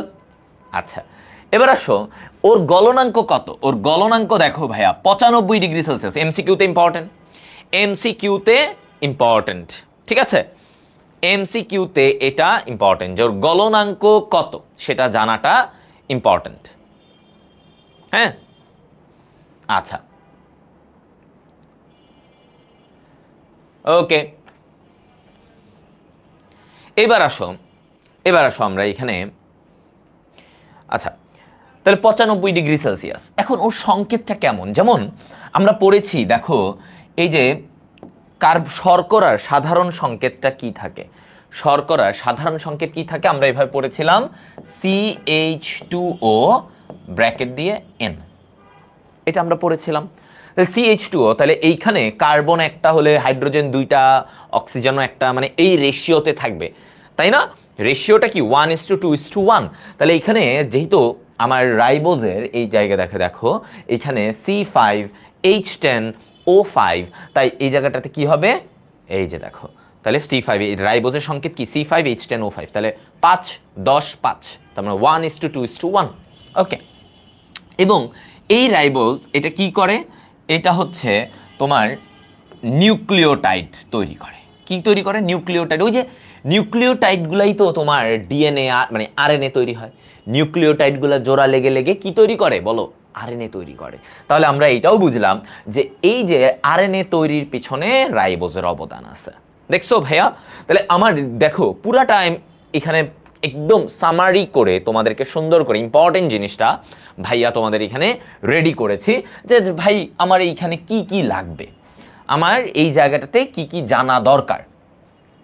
আচ্ছা, এবার আমরা আস্তে আস্তে রাইবোজের স্ট্রাকচারে আসবো। আমি এখানে যদিও তোমাদেরকে একটা সুন্দর ছবিতে দিয়ে রাখছি, হ্যাঁ, ছবিতে দিয়ে রাখছি, সো গ্র্যাজুয়ালি তোমরা বুঝে যাবা, তোমাদের জন্য আরো ইজি হবে ব্যাপারটা। আমি তোমাদেরকে একে একে জিনিসটাকে তোমাদেরকে ইজি করে বুঝাবো। আচ্ছা ঠিক আছে, এখন দেখো তার আগে একটা কথা বলে নেই, আমার এই যে রাইবোজ, ডিঅক্সিরাইবোজ, জাইলোজ, এদের প্রত্যেকের কি থাকে? অ্যালডিহাইড মূলক থাকে, তাই এদেরকে বলা হয় অ্যালডোজ। কি বলা হয় এদেরকে? অ্যালডোজ, কারণ ওদের অ্যালডিহাইড মূলক থাকে। আর এইদিকে আবার এই রাইবুলোজ বাবা, খেয়াল করো ভাইয়া, এই যে রাইবুলোজ বাবা ওর আবার কিটোন মূলক আছে। ওর কি আছে? কিটোন মূলক আছে। তাহলে ওর কিটোন মূলক থাকায় ওকে কি বলা হয়? ওকে বলা হয় কিটোজ শর্করা। ওকে কি বলা হয়? কিটোজ শর্করা। ওকে, ওকে বলা হবে কিটোজ শর্করা। হ্যাঁ, আচ্ছা, তো এই হচ্ছে আমার পার্ট। এখন আমার কথা হচ্ছে যে ভাইয়া এইটা কি রাইবোজের স্ট্রাকচার কি সিকিউতে ইম্পর্টেন্ট? ইয়েস। তাহলে আমরা এবার সিকিউতে ইম্পর্টেন্ট আসার মতো একটা জিনিস জানলাম যে ভাইয়া এই স্ট্রাকচার সিকিউ এর জন্য ইম্পর্টেন্ট। এখন এটা তো কেমনে করবো, কেমনে আঁকবো ভাই, ঝামেলায় পড়ে গেলাম, তাই না? তাহলে আসো এবার ঝামেলাটা সহজ করে দিই। স্ট্রাকচার আমরা এইখানেই শিখব। ওকে, আসো তাহলে প্রথমেই আমাকে যখন বলতেছে যে কিসের, আমরা এখন রাইবোজের গঠন জানবো, ঠিক আছে? আমরা রাইবোজ এর গঠন জানবো, এটা সিকিউতে আসে। হ্যাঁ, ওকে। তো রাইবোজের গঠন দুই রকমের গঠন হয়। একটা জিনিস মাথায় রাখবা, যে কোনো কিছুর গঠন কয় রকমের হতে পারে ভাইয়া? দুই রকমের। হ্যাঁ, যে কোনো কিছুর গঠন কয় রকমের হতে পারে ভাইয়া? দুই রকমের গঠন হতে পারে। এক, চেইন গঠন। এক কি? চেইন গঠন, চেইন স্ট্রাকচার। আর দুই আমার হচ্ছে চেইন, আরেকটা হচ্ছে রিং স্ট্রাকচার। একটা কি? Ring structure.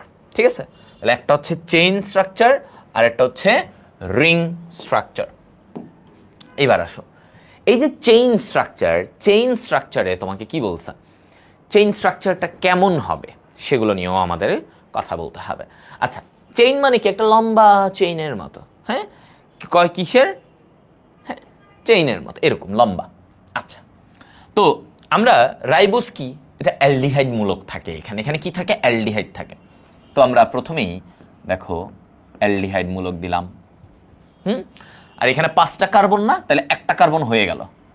এবার তুমি সিরিয়ালি 5টা কার্বন বসাও, 3টা, 4টা, 5টা। ঠিক আছে, হইলো। অ্যালডিহাইড দিলাম, আর এরপরে এইটা থেকে শুরু করে 1 2 3 4 5, 5টা কার্বন বসাইলাম। এবার আমি করব কি? এবার ওদের সাথে এই যে OH H এমনি করে দিতে থাকবো। OH, এই পাশে H দাও, পরেরটাই ধরো এইখানে H, ও মানে OH দিলাম, মানে যা দাও দিলেই হবে। OH দিলাম, OH দিলাম, জাস্ট HOH। হ্যাঁ, HOH করলাম। হ্যাঁ, HOH দিলাম। এখন তুমি ক্যালকুলেট করে দেখো কি বাকি থাকে। এখন ওর এই জায়গাটায় একটা হাইড্রোজেন, 2টা, 3টা, 4টা, 5টা, 6টা, 7টা হাইড্রোজেন। আমার হাইড্রোজেন কয়টা ছিল রাইবোজে? 10টা। তাহলে বাকি আরো থাকে 3টা। তাহলে তুমি কি করবা? যৌগটাকে এই যে CH2OH, এবার তুমি হিসাব করো, দেখো 3টা হাইড্রোজেন, তাহলে হয়ে গেল 10টা হাইড্রোজেন। অক্সিজেনের হিসাবটা দেখো, 1 2 3 4 5, তাহলে 5টা অক্সিজেন, কার্বন 5টা, শেষ। তাহলে আমরা অ্যালডিহাইড মূলকটা দিব, তারপরে কার্বন কার্বন দিয়ে HOH হাইড্রক্সিল মূলক থাকবে। কারণ আমরা মনে আছে গত ক্লাসে শর্করার সংজ্ঞার প্রথমেই আমি পড়েছি, আমি প্রথমেই কি পড়ছি? শর্করার সংজ্ঞার প্রথমেই আমরা কি পড়ছি বলো? যে ভাইয়া কার্বন মানে অ্যালডিহাইড ও কিটোন মূলক যুক্ত কোনো যৌগে যখন হাইড্রক্সিল থাকবে, হাইড্রক্সিল থাকতে হবে। তাহলে এই যে দেখো হাইড্রক্সিল মূলক, দেখছো সব হাইড্রক্সিল মূলক। হ্যাঁ, তাহলে এই হচ্ছে চেইন স্ট্রাকচার, একটা চেইনের মতো। ওকে, এবার আসো রিং স্ট্রাকচারে যখন আমরা যাব, রিং স্ট্রাকচারে গেলে আমি কি পাবো? আমি এদিক থেকে কি পাবো? দেখো তো, আমি এদিক থেকে কি পাবো?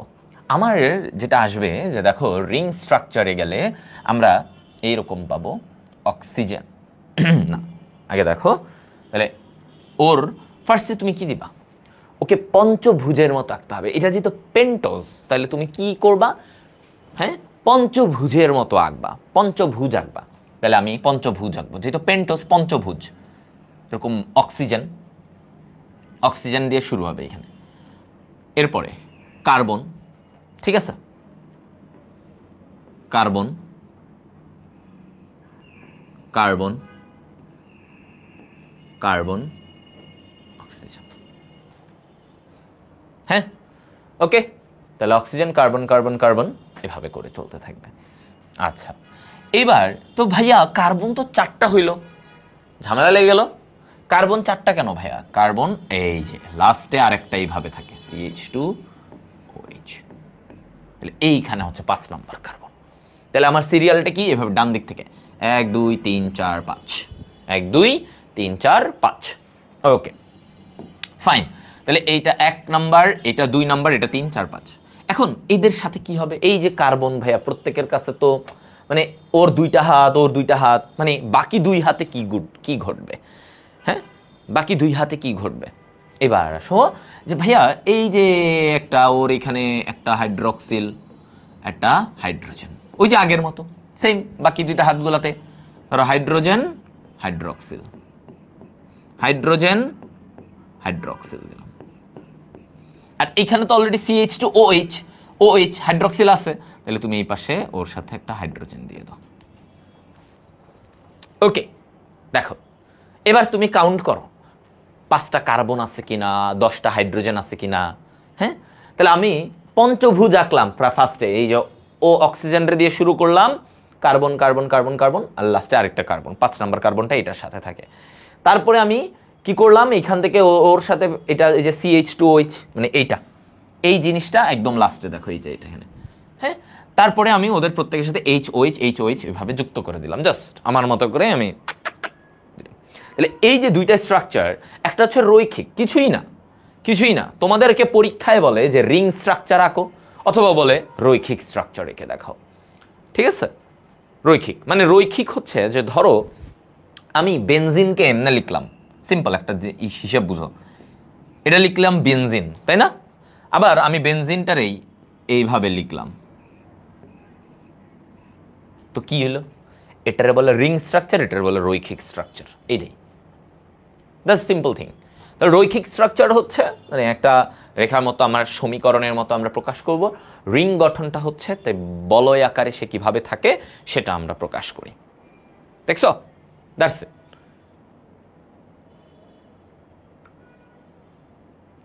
ওকে,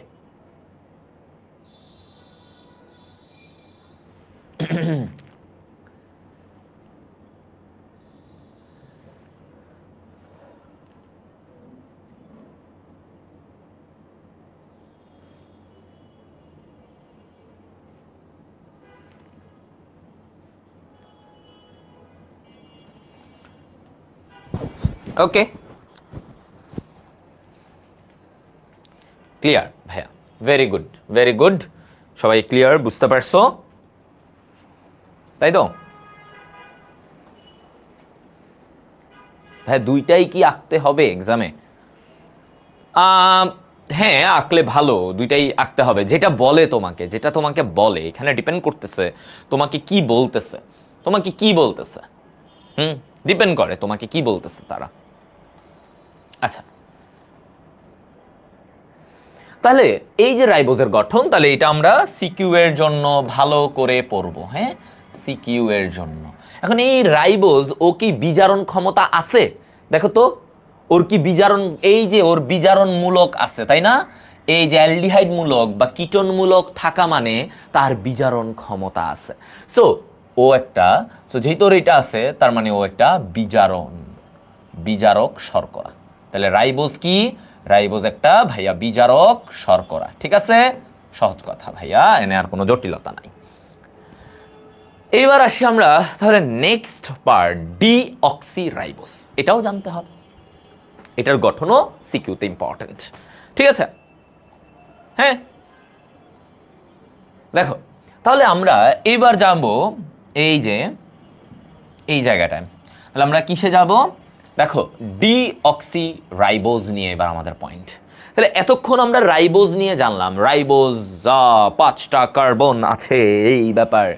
তো এখন আমাদের কথা হচ্ছে যে এই ডিঅক্সিরাইবোজ, এইটা নিয়ে আমাদের পয়েন্ট। তাহলে ডিঅক্সিরাইবোজটা কি? এটা হচ্ছে 5 কার্বন বিশিষ্ট একটা শর্করা। এটা কি? 5 কার্বন বিশিষ্ট একটা শর্করা। আচ্ছা, এটা ডিএনএ এর গঠনে থাকবে। কোথায় থাকবে? ডিএনএ এর গঠনে থাকবে। আচ্ছা, deoxyribose, deoxy, so DNA, DD DNA তে থাকবে। ওকে, সো এইগুলো তো আমাদের কোনো জানার মানে বেসিক ব্যাপার। যেমন আমরা ডিঅক্সিরাইবোজ, এটা বারবার পড়েছি যে আমরা ডিএনএ এর ফুল ফর্ম কি বলতো? Deoxyribo nucleic acid. তাহলে এই যে দেখো, ডিঅক্সিরাইবো নিউক্লিক অ্যাসিড, বা যেটাকে আমরা বলি সংক্ষেপে ডিএনএ। ঠিক আছে? হ্যাঁ,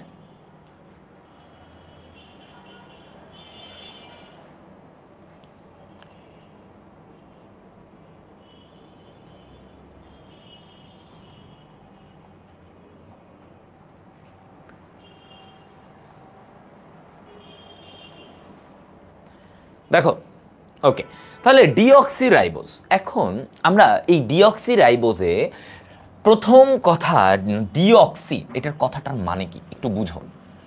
ডিঅক্সি এই কথাটার মানে কি? অক্সি মানে অক্সিজেন, ডি মানে কি? ডি মানে অভাব, নাই। ডি মানে কি? নাই। ডি মানে নাই। ঠিক আছে? তাহলে ডিঅক্সি এই কথাটার মানে হচ্ছে অক্সিজেনের অভাব।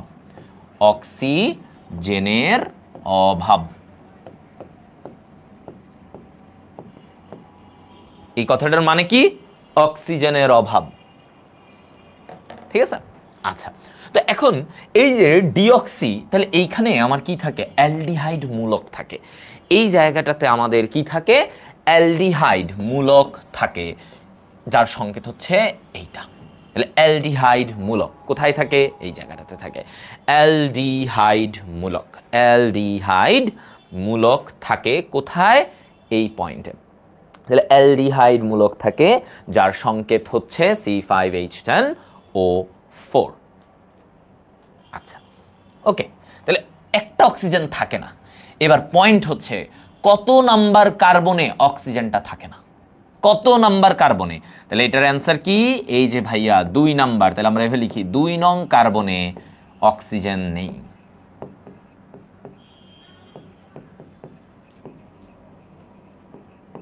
একটা অক্সিজেন কম, তার একটা অক্সিজেন কম আছে। হ্যাঁ, আচ্ছা, তাহলে এই জায়গাটায় এখন তাহলে ওর স্ট্রাকচারও তোমাদের জন্য ইম্পর্টেন্ট। সিকিউতে এই স্ট্রাকচার ইম্পর্টেন্ট আসে। সিম্পল, জাস্ট কি করবা? রাইবোজের মতোই, পুরা রাইবোজের মতো, দেখো ভাইয়া পুরা রাইবোজের মতো, খালি তুমি এই যে এটা 1 নাম্বার কার্বন, এটা 2 নাম্বার কার্বন, তুমি 2 নাম্বার কার্বনে হাইড্রোক্সিলে অক্সিজেনটা দিবা না। কি করবা? অক্সিজেনটা দিবা না। দেখো এখানে বাকি সব নরমাল, এটা 1 নাম্বার কার্বন, এটা 2 নাম্বার কার্বন। এই 2 নাম্বার কার্বনে দেখো কোনো অক্সিজেন আছে? ওই হাইড্রোক্সিলের ওটারে সরায় দিবা। নাই, নাই, 2 নাম্বার কার্বনে এটা নাই। জাস্ট পুরা রাইবোজটারই আঁকবা। তোমারে যদি বলে ডিঅক্সিরাইবোজকে একে দেখাও বা এরকম, তাহলে তুমি কি করবা? আয় হায়, এখন ডিঅক্সিরাইবোজ কোত্থেকে পাবো? কেমনে আঁকবো? তা রাইবোজ তো পারো। রাইবোজ যদি তুমি পারো, তুমি রাইবোজের ওই যে 2 নাম্বার কার্বনের জাস্ট অক্সিজেনটা দিবা না। এই যে উপরের এই জায়গা দেখো, হাইড্রোজেন দিবা, দুই পাশে হাইড্রোজেন, অক্সিজেন দিবা না, শেষ। এইটাই ডিঅক্সিরাইবোজ। এইটাই ডিঅক্সিরাইবোজ। বুঝা গেল? সেম ওইখানেও দেখো সব সেম, জাস্ট 2 নাম্বার কার্বনে এখানে কোনো হাইড্রোক্সিল, মানে হাইড্রোক্সিলের জায়গায় just hydrogen, no oxygen, no oxygen. দেখছো সহজ না ভাইয়া? সুন্দর করে এই যে স্লাইডগুলা, আমার এই স্লাইডগুলা পড়লেই কিন্তু তোমার ভাইয়া, আমি এটুকু তোমাকে গ্যারান্টি দিতে পারবো, তোমার বই আহামরি না পড়লেও চলবে। বুঝতে পারছো? হ্যাঁ, বই আহামরি না পড়লেও চলবে ভাইয়ার, যদি তোমরা খালি এই জিনিসটাই পড়ো। ভাইয়ার খালি এটা পড়বা, আর কিছু পড়বা না। ঠিক আছে? বুঝা গেল সবাই? হ্যাঁ,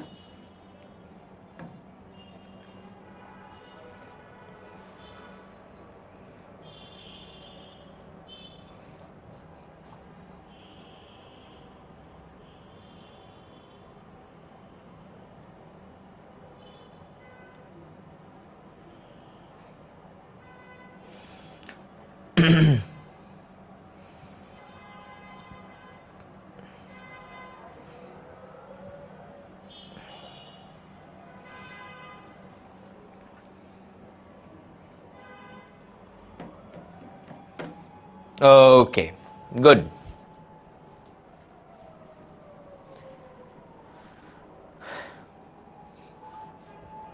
বুঝছো ভাইয়া? তাহলে দেখো সুন্দর করে ভাইয়া, ইনশাল্লাহ কোষ রসায়ন তোমাদেরকে রসে ভরপুর করে দিব, ঠিক আছে? আর তোমরা একটু এইচএসসি 26 যে বন্দি পাঠশালা গ্রুপে, সেখানে একটু তোমাদের কেমন লাগতেছে ক্লাস, তোমাদের ক্লাসটা কেমন লাগছে এগুলো জানাও।